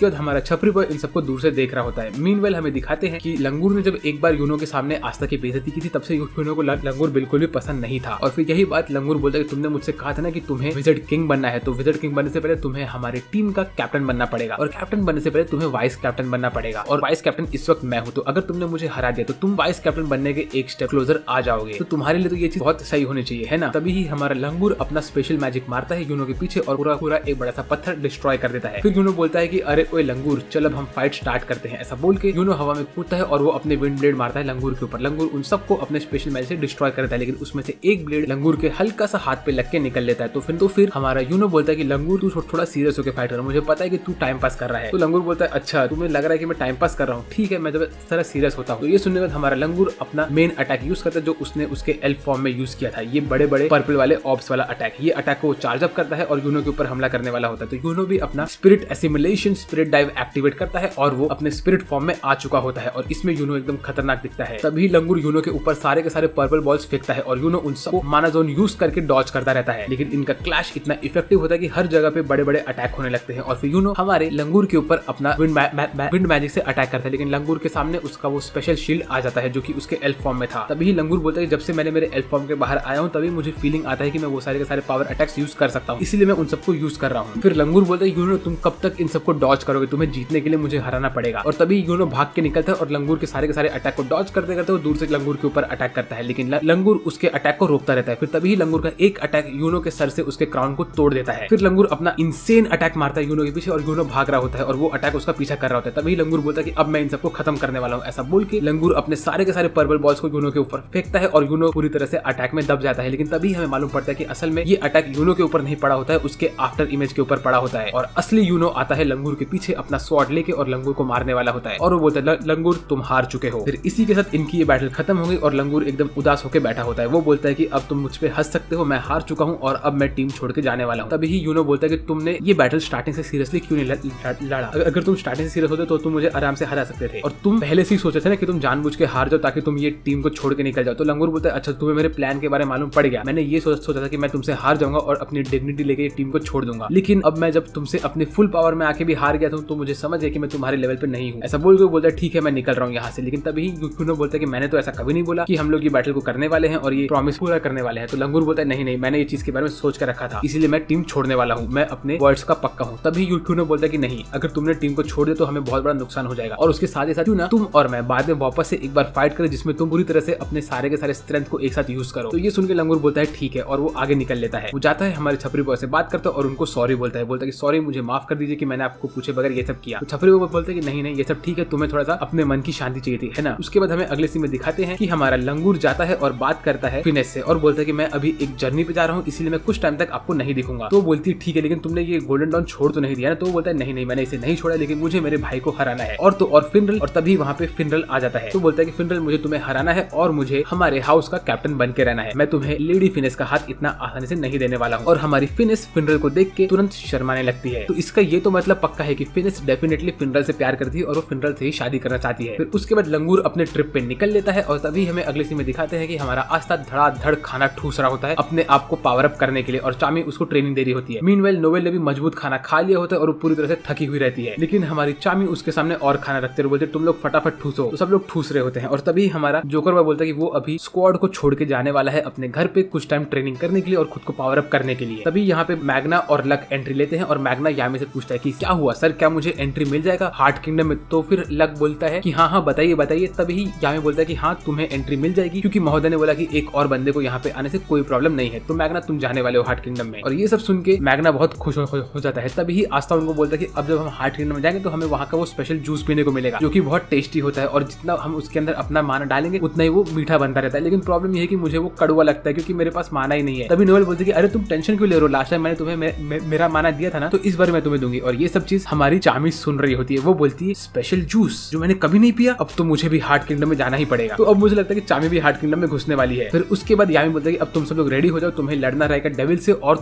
तुम्हें हार्ट किंगडम में जाके प्रैक्टिस करना है। ऐसा बोल के यामी उनको बोलता है रेडी हो जाओ तुम सब लोग। और तभी ही नोवेल सोचते कि उसे वो मैजिकुला से लड़ना है और मैजिकुला को हराने का है। फिर तभी हमें अगले सीन में दिखाते हैं कि हमारे हीरोज अपने बेस के बाहर खड़े होते हैं और बोलते हैं कि अभी हम हार्ट किंगडम में जाने वाले हैं तो हमें वहां जाके अपनी ट्रेनिंग स्टार्ट करनी है। तभी आस्था बोलता है कि ऑफ कोर्स मुझे हार्ट किंगडम में जाके और स्ट्रॉन्ग बनना है। फिनरल बोलता है कि मुझे भी हार्ट किंगडम में जाके और स्ट्रॉन्ग बनना है। लक और मैग्ना बोलते हैं कि हम लोग को भी और स्ट्रॉन्ग बनना है। मीनवाइल हमारी नोवेल बोलती है कि उसे स्ट्रेंथ बढ़ाना है अपना और उसको मैजिकुला को हराने का है। तभी ही हमारा फिनरल एक स्पेशल पोर्टल खोलता है और उसके थ्रू वो लोग निकल लेते हैं और वो लोग पहुंच गए होते हैं हार्ट किंगडम के पास। तभी हमें दिखाते हैं कि यहाँ पे सब लोग पहले से ही खड़े रहते हैं। यहाँ पे होता है व्हाइट लक और होती है मिमोसा और होता है हमारा लियो, लेकिन इन सब के साथ होती है चार्लोट। ये सब लोग यहाँ पे रेडी होते हैं। तभी ही मिमोसा आस्था को बोलती है कि उसके पास एक मैसेज है आस्था के लिए और वो मैसेज ये होता है कि आस्था बोलता है कि मैं गोल्डन डॉन में सबसे ज्यादा स्ट्रॉन्ग बनने वाला हूँ, तो तुम भी आस्था अपनी ट्रेनिंग चालू रखो। तो आस्था बोलते है मुझे पता है यूनो कहीं पे भी हो वो अपनी ट्रेनिंग करके स्ट्रॉन्ग तो बनने ही वाला है, लेकिन मुझे यहाँ से बहुत स्ट्रेंथ उठानी है। और तभी उनके सामने वहाँ पे गाजा आ जाता है और वो बोलता है कि अभी मैं आप लोग को अंदर लेके जाने वाला हूँ। फिर तभी ये लोग जैसे ही अंदर घुसे तो वहाँ पे होती है हमारी मर्मेड और हमारी क्वीन। ये लोग यहाँ पे बैठे होते हैं और क्वीन इन सबको यहाँ पे वेलकम करती है। लेकिन तभी मुझे एक चीज देख के शौक लगा कि क्वीन की गोदी में चामी बैठी होती है और क्वीन उसे खाना खिला रही होती है। ये सेम टू सेम सीन मैंने पहले भी देखा है जहाँ पे हमारी चामी महोदय के गोद में बैठी होती है और खाना खा रही होती है। मतलब चामी डेफिनेटली किंग और क्वीन के करीब हमेशा पहुंच जाती है। यार चामी बहुत ही फेवरेट कैरेक्टर है मेरी इस एनिमे में। और क्वीन वो लोग को वेलकम करती है उनके किंगडम में और बोलती है कि तुम्हें अभी ट्रेनिंग मिलने वाली है वगैरह वगैरह, तुम लोग की ट्रेनिंग स्टार्ट होने का तुम लोग बहुत स्ट्रॉन्ग बनने वाले हो, ऐसा वैसे लोग बात करते हैं। और तभी सब लोग बोलती है अरे क्वीन आपके गोद में जो है वो तो चामी है, चामी आपके गोद में कैसे आई? तो क्वीन बोलती है चामी यहाँ पे आई, वेल चामी बस यहाँ पे आ चुकी है और उसको यहाँ पे सिर्फ अच्छी चीजें खानी है तो मैं उसको ये सब खिला रही हूँ। और क्वीन चामी को फुसला रही होती है उसके गोद में। अरे भाई ये सीन तो बहुत क्यूट होता है। और तभी हमें गाजा बोलता है कि डायमंड किंगडम के लोगों के ऊपर तो स्पीड किंगडम ने अच्छा खासा हमला कर लिया है और उसने ऑलमोस्ट डायमंड किंगडम को डिस्ट्रॉय कर दिया है और कुछ टाइम बाद वो लोग हमारे हार्ट किंगडम पे और क्लोवर किंगडम पे हमला करने वाले हैं। तभी हमें ये लोग मैप दिखाते हैं कि डायमंड किंगडम असल में रेड हो रहा होता है क्योंकि उस पे स्पीड किंगडम का हमला हुआ होता है। ये मैप में मुझे ये देख के तो मालूम पड़ गया कि स्पीड किंगडम जो है वो सबसे बड़ा है और सबसे छोटा डायमंड किंगडम है। उसके बाद क्लोवर किंगडम आता है और उसके बाद हार्ट किंगडम आता है और इन चारों किंगडम के बीच में एक अजीब सा ब्राउन कलर का एरिया है और मुझे लग रहा है ये जो एरिया है ना ये शायद से विच का फॉरेस्ट है, क्योंकि हमें पहले ही पता था कि विच का फॉरेस्ट हर एक एरिया के बीच में कॉमन है, तो डेफिनेटली ये विच का फॉरेस्ट ही होने वाला है। फिर तभी हमें हमारी क्वीन बोलती है कि अब तुम सबकी ट्रेनिंग स्टार्ट होने वाली है और तुम सब लोग को एक एक स्पिरिट गार्डियन ट्रेन करेगा। तो हमारे पास है अर्थ स्पिरिट गार्डियन जिसका नाम है साराडो, फिर उसके बाद आता है प्लांट्स का स्पिरिट गार्डियन जिसका नाम होता है पोट्रोफ, फिर आता है स्पिरिट गार्डियन ऑफ फायर फ्लोगा और उसके बाद चौथे नंबर पे है स्पिरिट गार्डियन ऑफ विंड स्मुरिक। और तुम सबको पहले से ही पता है गाजा भी हमारा एक स्पिरिट गार्डियन है, तो ये पांचों लोग तुम लोग की ट्रेनिंग करवाएंगे। तो मैं तुम लोग को डिवाइड करूंगी इन सबके अंडर। तो फिर वो बोलता है कि मिमोसा और चार्लेट ये लोग लड़ेंगे हमारी अर्थ वाले स्पिरिट गार्डियन के साथ ट्रेनिंग करेंगे। फिर उसके बाद फिनरल ट्रेनिंग करेगा हमारे विंड वाले स्पिरिट गार्डियन के साथ और हमारा व्हाइट लक ट्रेनिंग करेगा प्लांट वाले स्पिरिट गार्डियन के साथ। वेल लियो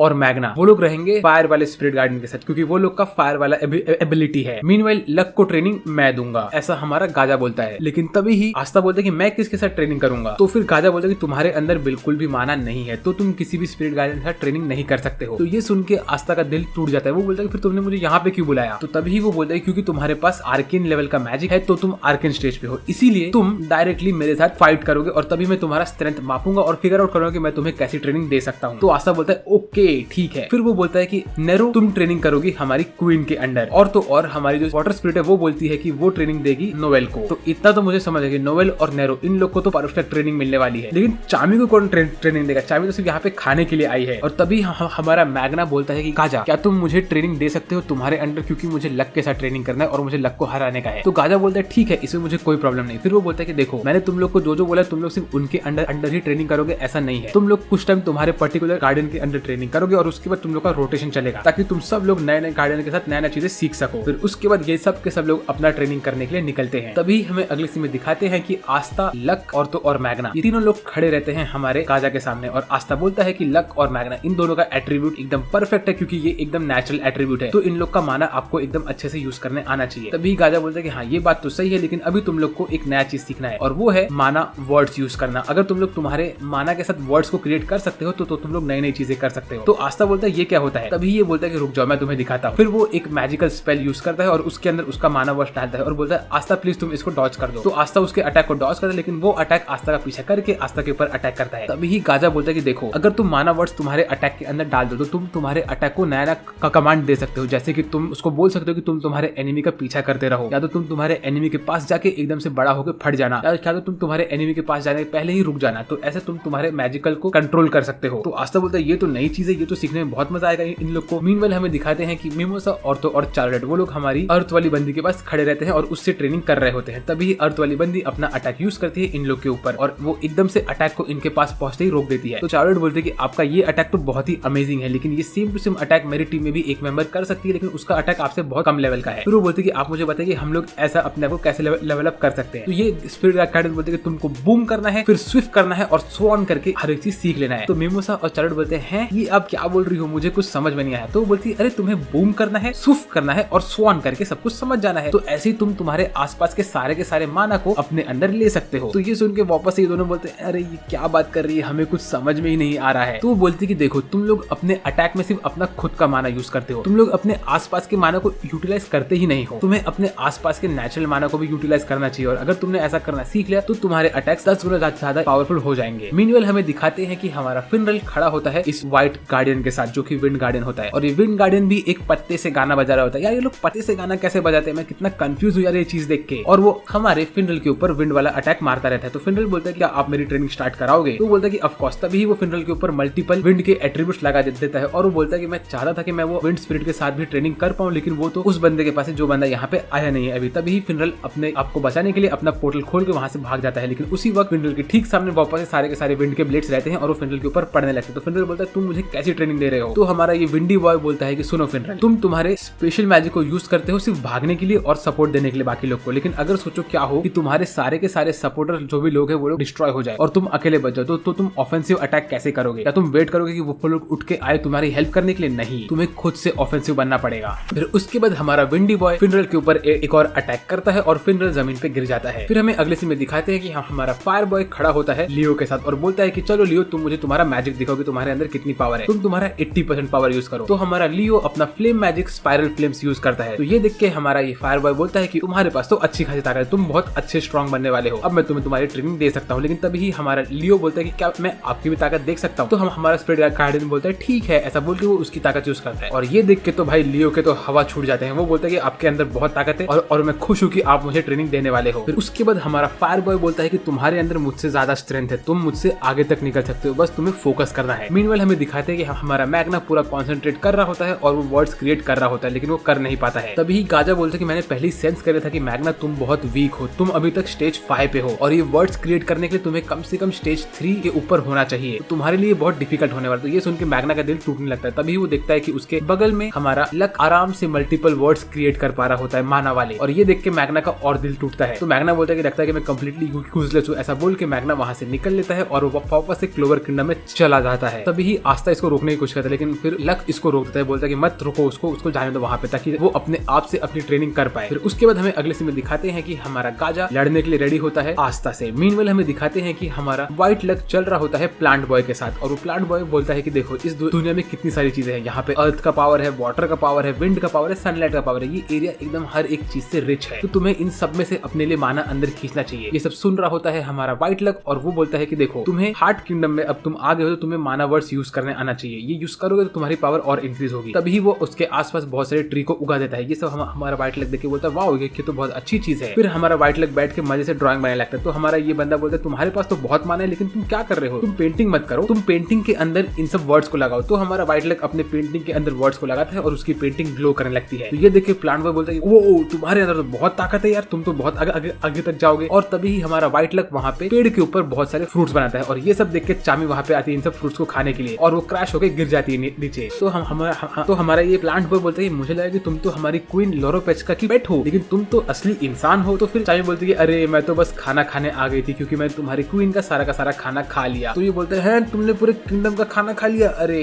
यार चलो ठीक है, तुम यहाँ पे मजे करो और तुम्हें जितना खाना खाना है तुम खा लो। फिर वो बोलता है कि तुम्हें भी अगर थोड़ी ट्रेनिंग करनी है तो तुम ऐसा ट्रेनिंग कर सकती हो, क्या तुम माना वर्ड्स यूज कर सकती हो? तभी चामी माना वर्ड्स यूज करती है अपने क्लाउड के ऊपर और उस पर चिपका देती है। तो उसका क्लाउड जाता है और जाके चामी के लिए थोड़े से फ्रूट्स लेके आता है, और चामी वो फ्रूट्स खाती है, बोलती है हाँ ये माना वर्ड्स तो बहुत ही अमेजिंग है। और तभी हमारा प्लांट में बोलता है अरे तुम तो एक जीनियस हो। उसके बाद चामी उस क्लाउड के ऊपर बैठी रहती है अपना फ्रूट लेके, और हमारा व्हाइट लक चामी के पीछे खड़ा होता है। उसको पता ही नहीं कि वो जिस चामी के सपने देखता है वो उसके ठीक सामने ही खड़ी है। तब तक हमें दिखाते हैं कि हमारी क्वीन नोवेल और नेरो से बात कर रही होती है, और वो उनको बोल रही होती है कि तुम लोग को अभी प्रैक्टिस करनी है और अपने आप को इम्प्रूव करना है। मैं थोड़ी सेल्फिश बनने वाली हूँ, लेकिन मैं तुम्हें बोल रही हूँ कि प्लीज तुम लोग मेरी जान बचाओ। अगर तुम लोगों ने प्रैक्टिस करके डेविल को नहीं हराया, मैजिकुला को नहीं हराया, तो मैं खत्म हो जाऊंगी। तो हमारी नोवेल बोलती है हम डेफिनेटली मैजिकुला को हराने वाले, क्योंकि उसमें मेरा खुद का भी एक रीजन है। तभी वो बोलती है देखो ये जो मैजिकुला है ना, वो असल में एक मेज के अंदर है जिसका नाम है वेनिका, और मैजिकुला एकदम से खतरनाक है, तो उसको हराने के लिए हम चारों को एक साथ आना पड़ेगा, तुम दोनों को प्लस हमारी वाटर स्पिरिट को और मुझे, हम चारों लोग को मिलकर ही उसको हराना पड़ेगा, क्योंकि हम चारों लोग मिलकर ही मैजिकुला को हरा सकते हैं और कोई भी उसके सामने नहीं खड़ा हो सकता है। फिर तभी हमारी मोमेंट बोलती है कि प्लीज तुम लोग मदद करो मुझे लोरोपेचका को बचाने के लिए। तो हम ये दोनों बोलते हैं कि ऑफकोर्स हम लोरोपेचका को बचाने वाले हैं। वो बोलते हैं कि नेरो का जो आर्केन मैजिक है वो बहुत ही इंसेन है, उससे हमें बहुत ग्रोथ मिलेगी, प्लस तुम दोनों को अंडीन और मेरे अंदर काम करके बहुत अच्छी खासी ट्रेनिंग मिलने वाली है। और नोवेल तुम्हारा वाटर मैजिक तुम अलग ही लेवल पे है, तो तुम लोग प्लीज अपने आप को यहाँ पे रिफाइन करो। फिर उसके बाद इनकी ट्रेनिंग स्टार्ट होती है और नोवेल अपने वैल्करी आर्मर में आ जाती है। मीनवेल हमें दिखाते हैं कि हमारा विंडी बॉय फिनरल के ऊपर धड़ाधड़ अटैक कर रहा होता है और फिनरल उसके अटैक को डॉज कर रहा होता है। तभी वो बोलता है कि क्या पॉइंट है अगर तुम मेरे अटैक को काउंटर अटैक नहीं कर सकते हो। मीनवेल हमें दिखाते हैं कि अगले साइड पे मिमोसा, ऑर्थो और चार्लेट ये लोग भी अच्छी खासी ट्रेनिंग कर रहे होते हैं और अपने अटैक्स मार रहे होते हैं हमारी ये जुमजाम जिमजोम वाली बंदी के ऊपर। और हमारा लियो वो भी एम्पलीफिकेशन वाला मैजिक सीख के उसके साथ अटैक कर रहा होता है अपने फायर मैजिक से। ऐसी सबकी ट्रेनिंग मस्त चल रही होती है और हमारा आस्था अपना एंटी मैजिक से हमला कर रहा होता है गाजा के ऊपर और उसके अटैक को रोक रहा होता है। तभी गाजा आस्था के अटैक को डॉज करता है और उसके ऊपर मल्टीपल अटैक मारता है लाइटनिंग वाले, और बोलता है कि तुम सिर्फ मेरे मैजिक को नलीफाई कर सकते हो, लेकिन अगर तुमको मालूम ही नहीं पड़ेगी मेरा मैजिक कहाँ से आ रहा है तो तुम क्या ही करोगे। तभी वो आस्था के नीचे एक मैजिक सर्कल बनाता है और आस्था के ऊपर वापस से लाइटनिंग मैजिक मारता है और बोलता है तुम तुम्हारे सिर्फ सेंसेस के थ्रू मेरे ऊपर अटैक कर रहे हो, तुम्हें कुछ और भी करना पड़ेगा, कब तक तुम तुम्हारे दोस्तों के ऊपर बैठे रहोगे। तो तभी आस्था वापस से भाग के जाता है हमला करने के लिए गाजा के ऊपर। मीनवेल हमें दिखाते हैं कि यामी एक हाई वाले मैजिक एरिया में बैठा होता है जहाँ पे वोल्केनो होता है और वो सबकी प्रोग्रेस सुन रहा होता है। बोलता है वाओ सब लोग अच्छा खासा प्रोग्रेस कर रहे हैं तो मुझे भी थोड़ा बहुत प्रैक्टिस करना ही चाहिए। ऐसा बोल के यामी रेडी होता है खुद की प्रैक्टिस करने के लिए। फिर तभी हमें अगले सीन में दिखाते हैं कि आस्था अभी भी गाजा से लड़ रहा होता है और गाजा उसके ऊपर मल्टीपल लाइटनिंग वाले अटैक मार रहा होता है और आस्था इन सबको ब्लॉक करने की कोशिश करता है, लेकिन तो भी कुछ अटैक्स उसको लगते रहते हैं। तो गाजा आस्था को बोलता है कि तुम्हारे पास जो ये स्वॉर्ड्स है क्या तुमने उसके अंदर की सारी ताकत बाहर निकाल ली है? ऐसा हो सकता है कि इन स्वॉर्ड्स के अंदर कुछ ऐसी ताकत भी हो जो तूने अब तक अनलॉक नहीं की हो, या कोई ऐसा स्वॉर्ड की पावर हो जो उसके बारे में तुझे पता ही ना हो। तो आस्था बोलता है कि हाँ ये बात तो सही है, और वो सोचने लगता है थोड़ा। मीनवाइल गाजा उसको बोलता है कि तुम सब ब्लैक क्लोवर के जितने भी लोग हो, तुम सब लोग क्लोवर किंगडम के लोगों के पास इतनी अच्छी ताकत है कि तुम लोग बहुत फटाफट इंप्रूव कर रहे हो, एक एक करके तुम्हारे सारे के सारे दोस्त लोग अपने आप को बहुत रैपिड पेस पे इंप्रूव कर रहे हैं। तभी हमें दिखाते हैं कि हमारा लियो हमारे फायर बॉय के साथ यहाँ पे प्रैक्टिस कर रहा होता है, और वो लियो बोलता है कि अभी मुझे और अपने आप को इंप्रूव करना है। तो तभी फायर बॉय बोलता है कि तुम बहुत अच्छा इंप्रूव कर रहे हो, तुम खुद को इतना फोर्स मत करो। तो लियो बोलता है कि नहीं, मेरी बड़ी बहन गोलन और मेरा बड़ा भाई जो कि है लायन बॉय, ये दोनों एकदम अलग ही लेवल पे हैं, और इन लोगों ने मुझसे बहुत एक्सपेक्टेशन रखी हुई है। मैं जब भी इनके साथ ट्रेनिंग करता हूँ तो मुझे मालूम पड़ता है कि मैं कितना कमजोर हूँ, इसीलिए मुझे उनके लेवल पे पहुंचना है, इसलिए मुझे और ज्यादा प्रैक्टिस करनी पड़ेगी। तो हमारा ये बंदा बोलता है कि देखो यार, ऐसी बात नहीं है कि तुम खुद के ऊपर बहुत सेल्फ डाउट कर रहे हो। मीनवाइल हमें दिखाते हैं कि हमारी बड़ी बहन गोलन असल में इसी वॉल्केनो वाले एरिया में अपना प्रैक्टिस कर रही होती है। तभी वहाँ पे यामी पहुंच जाता है, और वहाँ पे पहुंचना बोलता है कि अरे बड़ी बहन गोलन, मुझे पता ही था कि तुम यहाँ पे मुझे मिलोगी। तो बड़ी बहन गोलन बोलते तुम यहाँ पे क्या कर रहे हो यामी, क्या तुम्हें मेरे साथ कुछ प्रैक्टिस करना है या तुम्हें मुझसे फाइट करना है। तो यामी बोलता है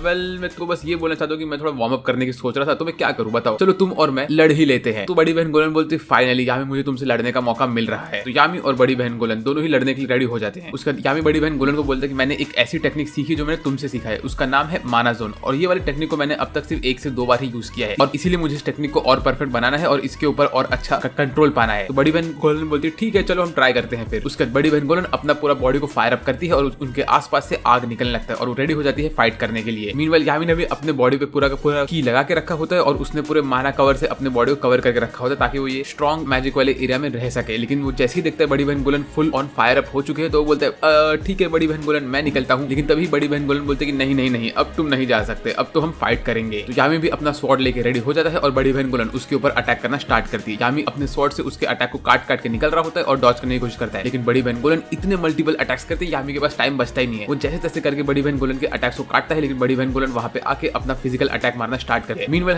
हमें दिखाते हैं कि आस्था यहाँ पे गाजा के साथ अभी भी प्रैक्टिस कर रहा होता है। वो उसके दोनों स्वॉर्ड को लेके अपने डीमन मोड में बैठा होता है, और गाजा अपना लाइटनिंग मैजिक मार रहा होता है आस्था के ऊपर। आस्था उन सबको काट काट के गाजा की तरफ बढ़ रहा होता है, लेकिन इसका कुछ इतना असर नहीं होता है। तो आस्था यूज करता है ब्लैक मीटियोराइट, और ये तो आस्था का सबसे पावरफुल अटैक है। तभी गाजा बोलता है ओके तो शायद से इसके स्वॉर्ड मेरे माना को फॉलो कर रहे हैं। तो गाजा क्या करता है, वो अपने दोनों हाथ से खुद के माना वाले 2 बड़े बड़े अटैक छोड़ता है, तो आस्था का स्वॉर्ड उसको खींच के लेके जाना चाहता है उन सब अटैक के पास, और आस्था को जमीन पे गिरा देता है। तभी गाजा नीचे आके बोलता है तुम्हारी ये जो टेक्निक है उसके बारे में समझ चुका हूँ, अब तुम्हें कुछ न कुछ नया करना पड़ेगा, समझे आस्था। वो बोलता है कि तुम्हारा ये जो एंटी मैजिक का पावर है ये इतना ही नहीं है, इसमें और भी स्ट्रेंथ है, तुम्हें इसके अंदर और चीजें ढूंढनी पड़ेगी। तो आस्था बोलता है ठीक है। मीनवाइल हमें दिखाते हैं कि यामी और बड़ी बहन गोलन ये लोग फटाफट लड़ रहे होते हैं, और इनकी फाइट तो बहुत मस्त चलती रहती है। बड़ी बहन गोलन यामी के एकदम क्लोज आके फटाफट उस पर हमला करते हैं, यामी उसको ब्लॉक करने की कोशिश करता है, लेकिन वो तभी गिरने लगता है लावा में। फिर उसके बाद यामी वापस से बड़ी बहन गोलन के अटैक्स को रोकता रहता है, और आस्था ने यहाँ पे उसका बड़ा वाला स्वॉर्ड को अनलॉक कर लिया होता है वापस से, जिसका नाम होता है ब्लैक डिवाइडर। ये स्वॉर्ड लेके आस्था निकलता है गाजा के ऊपर हमला करने के लिए, लेकिन ये स्वॉर्ड की वजह से आस्था का स्पीड बहुत कम हो जाता है, और गाजा फटाफट उसको डॉज करके वहां से भागता रहता है। तभी गाजा एक बड़ा सा लाइटनिंग अटैक छोड़ता है आस्था के ऊपर, जिसको आस्था ब्लॉक करने की कोशिश करता है, लेकिन वो अटैक आस्था को लग जाता है। फिर हमें दूसरी साइड दिखाते हैं कि यामी वापस से अपने ऊपर कंट्रोल पाता है, और वो हवा में उड़ने लगता है उसके की के साथ, और बड़ी बहन गोलन उसके ऊपर रेगुलरली अटैक कर रही होती है। मीनवाइल आस्था सोच रहा होता है कि उसको क्या करना चाहिए कि वो गाजा के ऊपर एक सिंगल अटैक भी मार सके। तभी वो बोलता है कि मैंने मेरे 2 स्वॉर्ड तो यूज कर लिए हैं, और मेरे पास एक स्वॉर्ड और है जिसको मैंने बहुत कम यूज किया है, वो है डीमन ड्वेलर स्वॉर्ड। ये वही स्वॉर्ड है जिसने नोएल के पास से उसकी एनर्जी खींच के वो वाला अटैक मारा था। तो ये स्वॉर्ड के अंदर अभी भी कुछ ऐसी ताकत हो सकती है जिसके बारे में मुझे पता ना हो। तो ऐसा सोच के आस्था उसके स्वॉर्ड को बाहर निकालता है, और बोलता है कि अगर मैं इसके अंदर अपना एंटी मैजिक वाला पावर भर दूं तो क्या मैं इस स्वॉर्ड में से भी अटैक मार सकता हूँ। ऐसा सोच के आस्था खुद को पावर अप करता है और सोचता है कि वो क्या करेगा। तभी उसके ऊपर गाजा वापस से अगला अटैक मारने वाला होता है, और बोलता है अब मैं तुम पे खतरनाक अटैक करूंगा। तो आस्था उसके ऊपर अटैक करने के लिए निकल लेता है। मीनवाइल हमें दिखाता है कि यामी भी रेडी रहता है बड़ी बहन गोलन पे अटैक करने के लिए। तो बड़ी बहन गोलन अपना फुल पावर में आते हैं यामी के ऊपर, और यामी हवा में लात मार के उड़ने लगता है, और बोलता है अब मैं मेरा मेन अटैक मारूंगा। लेकिन बड़ी बहन गोलन उसके ऊपर धड़ाधड़ मुक्के मारने लगती है, और यामी लावा में गिरने लगता है। तभी यामी अपने आप को बीच में रोकता है और बोलता है यही मेरा चांस है, अगर मैंने यहाँ पे बड़ी बहन गोलन को नहीं हराया तो मैं डेविल को कैसे हराऊंगा। ऐसा बोल के रेडी होता है, लेकिन बड़ी बहन गोलन उसके ऊपर मल्टीपल अटैक मारती रहती है, तो यामी उसको डॉज करके भागता है। मीनवाइल हमें दिखाते हैं कि हमारा आस्था भी यहाँ पे रेडी रहता है अपने स्वॉर्ड के साथ, और उसके स्वॉर्ड में उसका एंटी मैजिक का अटैक आ जाता है। तभी गाजा लाइटनिंग का बड़ा वाला मैजिक मारने वाला होता है आस्था के ऊपर, तो आस्था उसको रोकने के लिए रेडी होता है। मीनवाइल यहाँ पे यामी भी बड़ी बहन गोलन के साथ लड़ता रहता है कंटिन्यूसली। फिर उसके बाद बड़ी बहन गोलन अपने आसपास से फायर का ऑरा निकालती है, और यामी को इसमें बहुत दिक्कत होती है। और तभी बड़ी बहन गोलन अपना एक बड़ा सा फायर का बीम मारती है यामी की तरफ, लेकिन यामी उधर ही खड़ा रहता है और बोलता है अब मैं अगर इसको नहीं रोक पाया तो मैं कुछ नहीं कर सकता हूँ। मीनवाइल हमें दूसरी साइड दिखाती है गाजा भी अपना अटैक मारने वाला होता है, और यामी और आस्था दोनों ही अपने मेन फॉर्म में रहते हैं, और बोलते हैं अभी हम लोग हमारे लिमिट्स को सरपास करेंगे इसी वक्त। तो तभी यामी यूज करता है माना zone dark magic black hole, इससे वो बड़ी बहन गोलन का पूरा अटैक अपने अंदर खाने लगता है। फिर वो यूज करता है dark magic dark cloak lightless slash, और वो सिंगल अटैक में बड़ी बहन गोलन के ऊपर हमला करता है और बड़ी बहन गोलन के ऊपर ये अटैक मस्त लगता है। फिर हमें दिखाते हैं कि आस्था गाजा के अटैक को डॉच करते करते उसके ऊपर अपने स्वॉर्ड से स्लैश मारता है, जिसके अंदर से एंटी मैजिक का स्लैश निकलता है और ये गाजा को लग जाता है। तो इसका ये मतलब है कि आस्था के पास अभी लॉन्ग रेंज अटैक भी आ चुका है। तो गाजा बोलता है वेल डन। मीनवाइल यहाँ पे यामी भी बोलता है बड़ी बहन गोलन को कि अब हमारा फाइट हो गया, अब मैं निकलता हूँ। तो बड़ी बहन गोलन बोलती है नहीं नहीं नहीं, अब तुमने मुझे चार्ज अप कर दिया है, अब तो हम लड़ेंगे। लेकिन यामी वहां से भाग लेता है। उसके अगले सीन में हमें दिखाते हैं कि हमारे सारे के सारे स्पिरिट गार्डियंस हमारी क्वीन को रिपोर्ट दे रहे होते हैं कि कैसे वो लोगों ने बाकी लोगों को हेल्प किया और कितना वो बाकी लोग इंप्रूव हुए हैं। और सब लोग बोलते हैं कि हमारे सबके सब स्टूडेंट्स बहुत जल्दी जल्दी इंप्रूव हो रहे हैं और इसका ये मतलब है कि ये लोग डेफिनेटली लड़ सकते हैं उस लेवल से। मीनवाइल हमारी क्वीन और ये मर्मेड गर्ल के लोग भी बोलते हैं कि नेरो और नोवेल इन दोनों ने भी बहुत अच्छा इंप्रूवमेंट किया है, क्योंकि इन लोग को मैंने और हमारी क्वीन ने दिया था पूरा एजुकेशन। ऐसे यहाँ पे लोग बात करते रहते हैं। तभी हमें हमारा फायरबॉय बोलता है कि मैंने लियो को भी थोड़ा बहुत ज्ञान दिया है कि वो अपने ऊपर डाउट ना करे और खुद के ताकत में कॉन्फिडेंस लेके आए। तभी हमें अगले सीन में दिखाते हैं कि हमारा जो ये स्पीड किंगडम होता है वहाँ पे अंदर बहुत सारे मशीन्स बन रहे होते हैं, बहुत सारी चीजें हो रही होती है। और तभी यहाँ पे कुछ लोग निगरानी रख रहे होते हैं और ये लोग यहाँ से भागने वाले होते हैं। तभी वो लोग देखते हैं यहाँ पे बहुत सारे लोगों को ये लोग एक बड़े से मशीन के अंदर लेके जा रहे होते हैं, स्पीड किंगडम के अंदर उनके हाथ पैर बंद करके, और इनके ऊपर बहुत सारा जुल्म हो रहा होता है। तभी ये लोग बोलते हैं हमें कैसे भी करके यहाँ से क्लोवर किंगडम में पहुंचना पड़ेगा और ये इन्फॉर्मेशन उनको देनी पड़ेगी। लेकिन तभी इन लोग के सामने स्पीड किंगडम के लोग आ जाते हैं और बोलते हैं कि तुम में से एक बंदे ने हम लोग को बता दिया कि तुम लोग यहाँ से भागने की कोशिश करो तो हम लोग तुम्हें खत्म करने वाले हैं। तो ये सब लोग इन लोग से लड़ना स्टार्ट करते हैं और अपने आप को क्लोवर किंगडम में भेजने की कोशिश करते हैं। लेकिन इनकी फाइट में ये लोग स्पीड किंगडम से हारने लगते हैं। तो सारे के सारे लोग एक बंदे के अंदर अपनी माना को डालते हैं और बोलते हैं कि तुम यहाँ से बच के निकलो। ये बंदे का नाम होता है रैल्फ। ये बंदे के अंदर सबकी माना आ जाती है और ये यहाँ से भागने की कोशिश करता है। ये भाग के बहुत दूर पहुंच जाता है, लेकिन तभी ही ये देखता है कि ये एक स्ट्रॉन्ग मैजिक जोन के पास पहुंच चुका है और इसके पीछे स्पीड किंगडम के लोग होते हैं। तो ये बोलता है कि मैं लॉर्ड यूनो के लिए ये कर रहा हूँ, ऐसा बोल के यहाँ से कूद जाता है। तो इसने लॉर्ड यूनो क्यों बोला? क्या ये बंदा गोल्डन डॉन का बंदा है? मुझे नहीं पता। फिर बाकी लोग बोलते हैं कि अरे वो तो स्ट्रॉन्ग मैजिक वाले एरिया में चला गया है, तो अभी हमें उसके बारे में भूल जाना चाहिए। मीनवेल हमें दिखाते हैं कि जो स्पीड किंगडम का किंग होता है वो वहाँ पे बैठ के सब कुछ सुन रहा होता है कि रैल्फ नाम का बंदा यहाँ से भाग गया है, और ये बंदा बोलता है ठीक है उसे जाने दो। और स्पीड किंगडम का किंग बहुत ही बैडएस दिखता है और ये थोड़ा थोड़ा मुझे महोदय के जैसा दिख रहा है ना। और तभी हमें मालूम पड़ता है कि जो स्पीड किंगडम का किंग है उसके अंदर भी एक लेवल की ताकत है। फिर उसके बाद हमें अगले सीन में दिखाते हैं कि गाजा आस्था को बोलता है कि आस्था तुम्हारे सारे के सारे दोस्त जो भी यहाँ पे आए हैं वो लोगों ने बहुत अच्छा इंप्रूवमेंट किया है और इस वक्त यहाँ पे सिर्फ तुम और मैं ही बचे हुए हैं। तो मैं ये बोल रहा हूँ कि अभी मैं तुम्हें बहुत अच्छी ट्रेनिंग देने वाला हूँ, लेकिन उसके पहले तुम मुझे अपने बारे में बताओ कि तुम्हारा ये डेविल के साथ क्या रिलेशनशिप है और तुम्हें ये डेविल वाला स्वॉर्ड कैसे मिला और ये ग्रिमरोल कैसे मिला। तो मुझे ये समझ में आएगा कि मुझे क्या करना चाहिए जैसे मैं तुम्हारी हेल्प कर सकूं। तो आस्था उसको पूरी कहानी बताता है कि कैसे एपिसोड 1 से लेके अब तक उसको ये ग्रिमरोल मिला, ये स्वॉर्ड मिला, उसके बाद कैसे उसने पूरा एल्फ गैंग को हराया, कैसे वो लोग आगे बढ़े, कैसे उसके अंदर से डेविल निकला, कैसे उसको डेविल की ताकत अनलॉक हुई, कैसे उसके बाद उसने वो वर्ड वाले डेविल को हराया, कैसे उसने ये सब किया। ऐसी इन लोग की बातें चलती रहती है। फिर उसके बाद गाजा उसको बोलता है कि ठीक है अब मुझे समझ आई, मुझे तो तुम्हारे साथ क्या करना चाहिए। फिर आस्था उसको बोलता है कि मैं फिर इन सब फाइट और इन सब चीजों के बाद यहाँ पे हार्ट किंगडम में आया ताकि मैं प्रूफ कर सकूं कि मैं इनोसेंट हूँ और मेरी कोई गलती नहीं है इन सब में। डेविल सही में एग्जिस्ट करता है और किसी और डेविल ने बाकी लोगों को कंट्रोल किया था, मैंने नहीं। फिर हमें अगले सीन में दिखाते हैं कि हमारी नोवेल अपने वो वैल्करी वाले फॉर्म में होती है और धड़ाधड़ इन सारे के सारे वाटर स्पिरिट वाले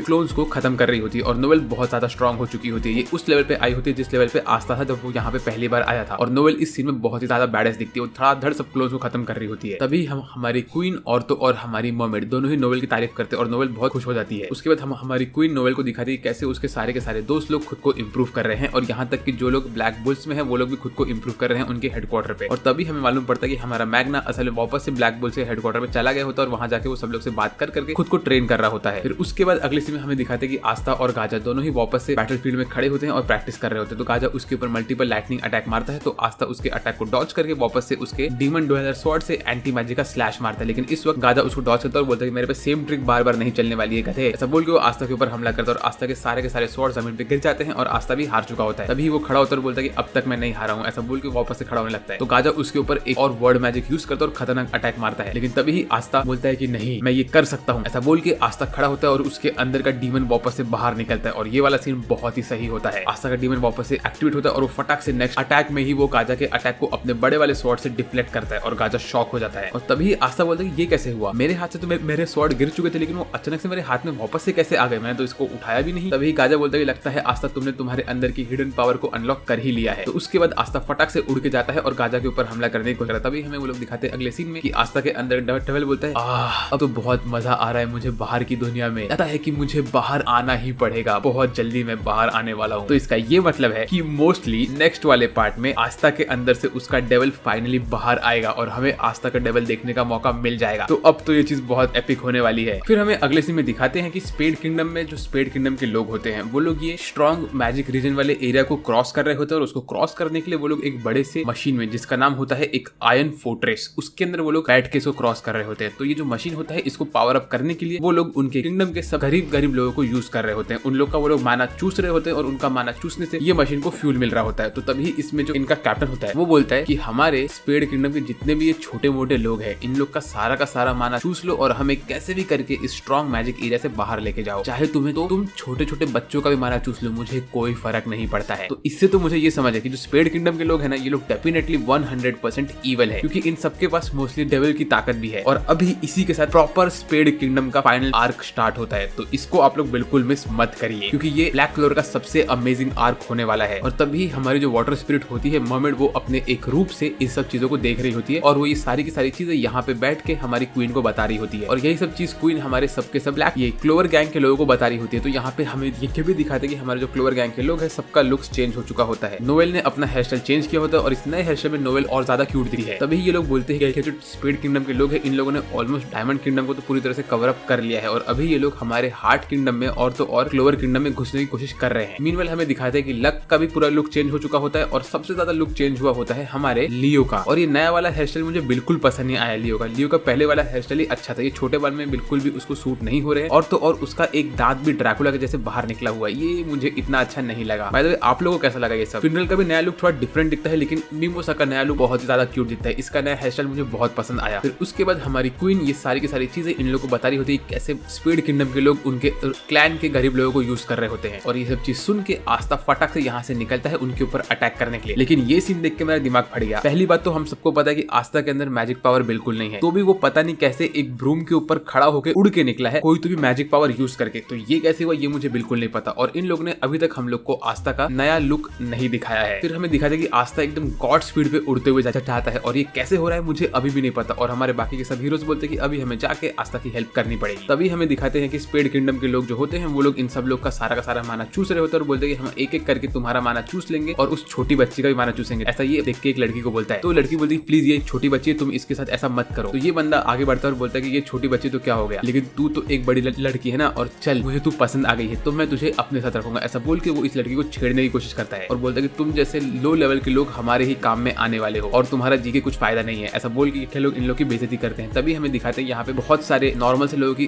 पूरी हलत खराब होती है। उसके बाद ये बंदा जिसके हाथ मेटल के होते हैं ये इस लड़की को छेड़ने वाला होता है कि तभी यहाँ पे आस्था घुस जाता है अपने स्वॉर्ड के साथ। और स्वॉर्ड देख के सब लोग हैरान हो जाते हैं ये स्वॉर्ड कहाँ से आया और आस्था ऊपर से गिरते हुए नीचे आता है। बोलते हैं यहाँ का वेदर इतना क्रेजी क्यों है। और तभी हमें आस्था का नया लुक दिखाते हैं और इस वक्त आस्था एकदम बैडस दिखता है। लेकिन आस्था यहाँ पे एक चीज और करता है, वो बोलता है डीमन ड्वेलर स्वॉर्ड पटक से मेरे हाथ में आओ। और तभी उसका डीमन डिस्ट्रॉयर स्वॉर्ड उसके हाथ में उड़ के आ जाता है और आस्था के पास से पर्पल कलर की मैजिकल एनर्जी भी निकलती है। तो ये क्या हो रहा है, क्या आस्था के अंदर मैजिकल पावर आ चुकी है फाइनली? मुझे नहीं पता, लेकिन आस्था अभी अपने वर्ड्स के साथ उसके स्वॉर्ड्स को कंट्रोल कर सकता है। तो क्या इसके पास वो वर्ड वाले डीमन की ताकत आ गई है क्या? अभी मुझे कुछ भी नहीं पता, लेकिन इतना तो मुझे समझ है कि आस्था बहुत ओपी हो गया। उसका नया तुम लोग ये तो देखो यार, बॉडी का स्टाइल प्रॉपर्ली बफ्ड अप हो गया आस्था, क्या मसल्स हो गए इसके। और तभी आस्था देखता है कि वहाँ पे सब लोग की हालत बहुत खराब होती है और वो बोलता है कि ये काम तुम लोग ने किया है ना, तुम इन लोग को परेशान कर रहे हो। तो ये बंदा बोलता है ओ वो रोप देख के तो मुझे समझ आया कि तुम तो लोअर किंगडम के एक मैजिक नाइट हो, है ना। तभी आस्था बोलता है कि ठीक है, लेकिन मैं तुम लोगों को खत्म करने वाला हूँ। ऐसा बोल के आस्था इसके ऊपर हमला करने के लिए रेडी होता है। तो ये बंदा बोलता है लेकिन मुझे तेरे अंदर से बिल्कुल भी माना नहीं दिख रही है। ऐसा बोल के ये हमारा स्टील हाथ वाला बंदा आस्था पे हमला करता है, लेकिन आस्था एक सिंगल अटैक में इसको तोड़ देता है। उसके बाद आस्था इसके सारे चंगू मंगू को भी हरा देता है। उसके बाद बोलता है कि तुम लोग मुझे ये बताओ कि तुम लोग यहाँ पे क्या कर रहे हो और तुम्हारे साथ क्या हो रहा है। तो ये लोग बताते हैं कि कैसे ये जो फोर्ट्रेस है उसको यूज करने के लिए इन लोग की माना को यूज किया जा रहा है और ये इनकी माना को यूज करके ये लोग इनको स्ट्रॉन्ग मैजिक एरिया से बाहर लेके जा रहे हैं। तभी वो बोलते हैं कि जो इनका बॉस है वो एक डेविल से कम नहीं है। तो आस्था बोलता है ठीक है, मैं जाके उस बंदे को तोड़ के आता हूं, तुम लोग टेंशन मत लो। ऐसे बोल के आस्था निकलने वाला होता है कि तभी यहाँ पे बहुत सारे गार्ड्स आ जाते हैं और वो लोग आस्था के ऊपर हमला करते हैं। तो आस्था वापस से अपने एक स्वॉर्ड का नाम लेता है और वो स्वॉर्ड उसके हाथ में आ जाता है और आस्था उसके साथ ब्लैक स्लैश मार के इन लोगों को खत्म करता है। मतलब भाई आस्था तो बहुत ओपी हो चुका है। उसका धड़ाधड़ आस्था बाकी के सारे चंगू मंगू को मारने लगता है और आगे आगे बढ़ने लगता है। ऐसे ही वो सबको हरा के बॉस के रूम में घुस जाता है। तो बॉस आस्था को देख के बोलता है कि अच्छा तुम ही वो इंट्रूडर हो ना, तुम एक लो लेवल के स्कम हो, तुम यहाँ पे क्यों आए हो? अगर तुम चुपचाप निकलते हो तो मैं तुम्हें छोड़ दूंगा। ऐसा बोल के वो आस्था के ऊपर एक पॉइजन अटैक लगा देता है और आस्था की पूरी बॉडी पे पॉइजन चढ़ जाता है। तो आस्था कुछ कर नहीं पाता यहाँ पे और उसका स्वॉर्ड भी उसके हाथ से गिरने लगता है। तो तभी ये बंदा बोलता है तू भी एक रैश ही है, तुझे नहीं पता कि तुझे कैसे जाए, तेरे अंदर माना भी नहीं है, मेरे पास डेविल का पावर है। ऐसा वो बोलता है। तभी उसके पीछे वो वर्ड मैजिक वाला जो डेविल होता है उसका जो पर्पल वाला क्रीचर होता है वो उसके बाहर निकलता है और ये बंदा बोलता है poison creation magic Pascal Catholic spread, ऐसा बोल के वो आस्था के ऊपर अटैक करने वाला होता है। लेकिन तभी आस्था उसका तीसरा वाला स्वॉर्ड बाहर निकलता है जो मैजिक पावर को अपने अंदर खींच सकती है, और वो स्वॉर्ड आस्था के सारे मैजिक पावर को बाहर निकाल देती है और उसके अंदर से वो पॉइजन का कर्ज भी निकाल देती है। फिर आस्था बोलता है अब तो तू गया टकलू, ऐसा बोल के आस्था अपने वो बड़े वाले स्वॉर्ड को समन करता है और ये स्वॉर्ड तो भाई बहुत ही बड़ा हो गया होता है। इसको यूज करके आस्था इस स्वॉर्ड से टकलू के ऊपर हमला करता है और एक सिंगल स्लैश में टकलू खत्म हो जाता है और तो और ये पूरा कैसल भी टूटने लगता है। और तभी ये लोग हमें दिखाते हैं कि आस्था के जो अंदर डेविल है वो वापस से बाहर निकलने की कोशिश करता है। तो इस वाले आर्क में तो ये डेविल डेफिनेटली बाहर आने वाला है। मीनवेल हमें दिखाते हैं कि हमारे बाकी सब क्लोवर किंगडम के हीरोज नोवेल के बबल में उड़ के आ रहे होते हैं आस्था के पास। आस्था बोलते हैं अब तुम लोग टेंशन मत लो, मैंने तुम लोग को फ्री कर दिया है। और तभी हमें मालूम पड़ता है कि नोवेल का स्ट्रेंथ भी बहुत इंप्रूव हो चुका है क्योंकि वो उसके वैल्करी आर्मर में होती है, प्लस वो उसका बबल वाला मैजिक भी यूज कर रही होती है, मल्टीपल मैजिक अटैक को साथ में यूज कर रही होती है। तभी नोवेल और मिमिमोसा यहाँ पे आते हैं और ये दोनों इस सीन में बहुत ज्यादा क्यूट दिखते हैं और नोवेल अपने मन में बोलते हैं कि आस्था तुम मुझे छोड़ के क्यों चले गए, हमें साथ में यहाँ पे आना चाहिए था। तभी फिनरल बोलता है कि मैं बहुत थक गया हूँ, ऐसा बोल के वो इस लड़की के पास देखता है और फटक जाके उससे फ्लर्ट करने की कोशिश करता है। लेकिन वो बोलता है नहीं, मुझे लेडी फिनिश के साथ रहना है तो मैं इसीलिए दूसरी किसी लड़की से फ्लर्ट नहीं करूंगा। मीनवेल हमारी मिमोसा अपना हीलिंग मैजिक यूज करती है और वो सबको हील करने लगती है। और ये सीन में मिमोसा का जो हीलिंग मैजिक होता है वो इतना पावरफुल होता है कि हर जगह प्लांट्स उग जाते हैं। उसके बाद आस्था और ये लोग इनसे पूछते हैं तुम मुझे बताओ कि तुम लोग के साथ क्या हुआ। तो ये लोग बोलते हैं कि एक दिन अचानक से स्पेड किंगडम के लोग इनके घर में घुस गए और इनके घर में घुस के सब लोग को मारने लगे और मार के सब लोग किडनैप करके वो लोग उनके फोर्ट्रेस में लेके गए। और तब से वो लोग हम लोग के अंदर का सारा माना चूस रहे हैं और वो माना चूस के वो लोग इस फोर्ट्रेस को आगे लेके जा रहे हैं स्ट्रॉन्ग मैजिक वाले एरिया से, और हम लोग को यहाँ से भागने का मौका नहीं मिल रहा है। तो ये सुन के नोवेल बोलते कि तुम लोग टेंशन मत लो, हमारे दूसरे दोस्त लोग निकले हैं तुम्हारे टाउन की तरफ तुमको बचाने के लिए। और तभी हमें मालूम पड़ता है कि असल में लक और लियो ये दोनों निकले होते हैं इस टाउन की तरफ, जाके वो लोग स्पेड किंगडम के लोग को मारने वाले होते हैं क्योंकि इन लोग को ये सब आइडिया दिया होता है हमारी क्वीन ने। वो बोलती है कि आस्था उसके रास्ते निकल गया, अब तुम लोग भी खुद को डिवाइड करके जाओ और इन लोग को बचाओ। तो हमें दिखाते हैं कि हमारा लक और तो और लियो दोनों ही इस एरिया के बाहर खड़े होते हैं और वो लोग यहाँ पे घुसे हैं अंदर और धड़ाधड़ इन लोग को मारना स्टार्ट करते हैं और आस्था यहाँ पे चिल कर रहा होता है। मीनवाइल लक और लियो इतना फटाफट इनको हराते हैं कि ये लोग 10 सेकंड के अंदर सारे के सारे एनिमीज को खत्म कर देते हैं। फिर ये लोग कॉल लगा के आस्था को बताते हैं कैसे वो लोगों ने इन लोगों को हरा दिया और आस्था एकदम खुश हो गया होता है ये सब सुन के। तभी ही हमारा फिनरल बोलता है ठीक है मैंने इस एरिया को मेरे मैजिक से मार्कअप कर दिया, अब मैं वहां जाके मेरा पोर्टल बनाता हूँ और इन सब लोग को इनके घर पे टेलीपोर्ट करता हूँ। मीनवाइल हमें दिखाते हैं कि हमारी क्वीन ये सब देख रही होती है और बोलती है कि अब मुझे कॉन्फिडेंस आ गया है कि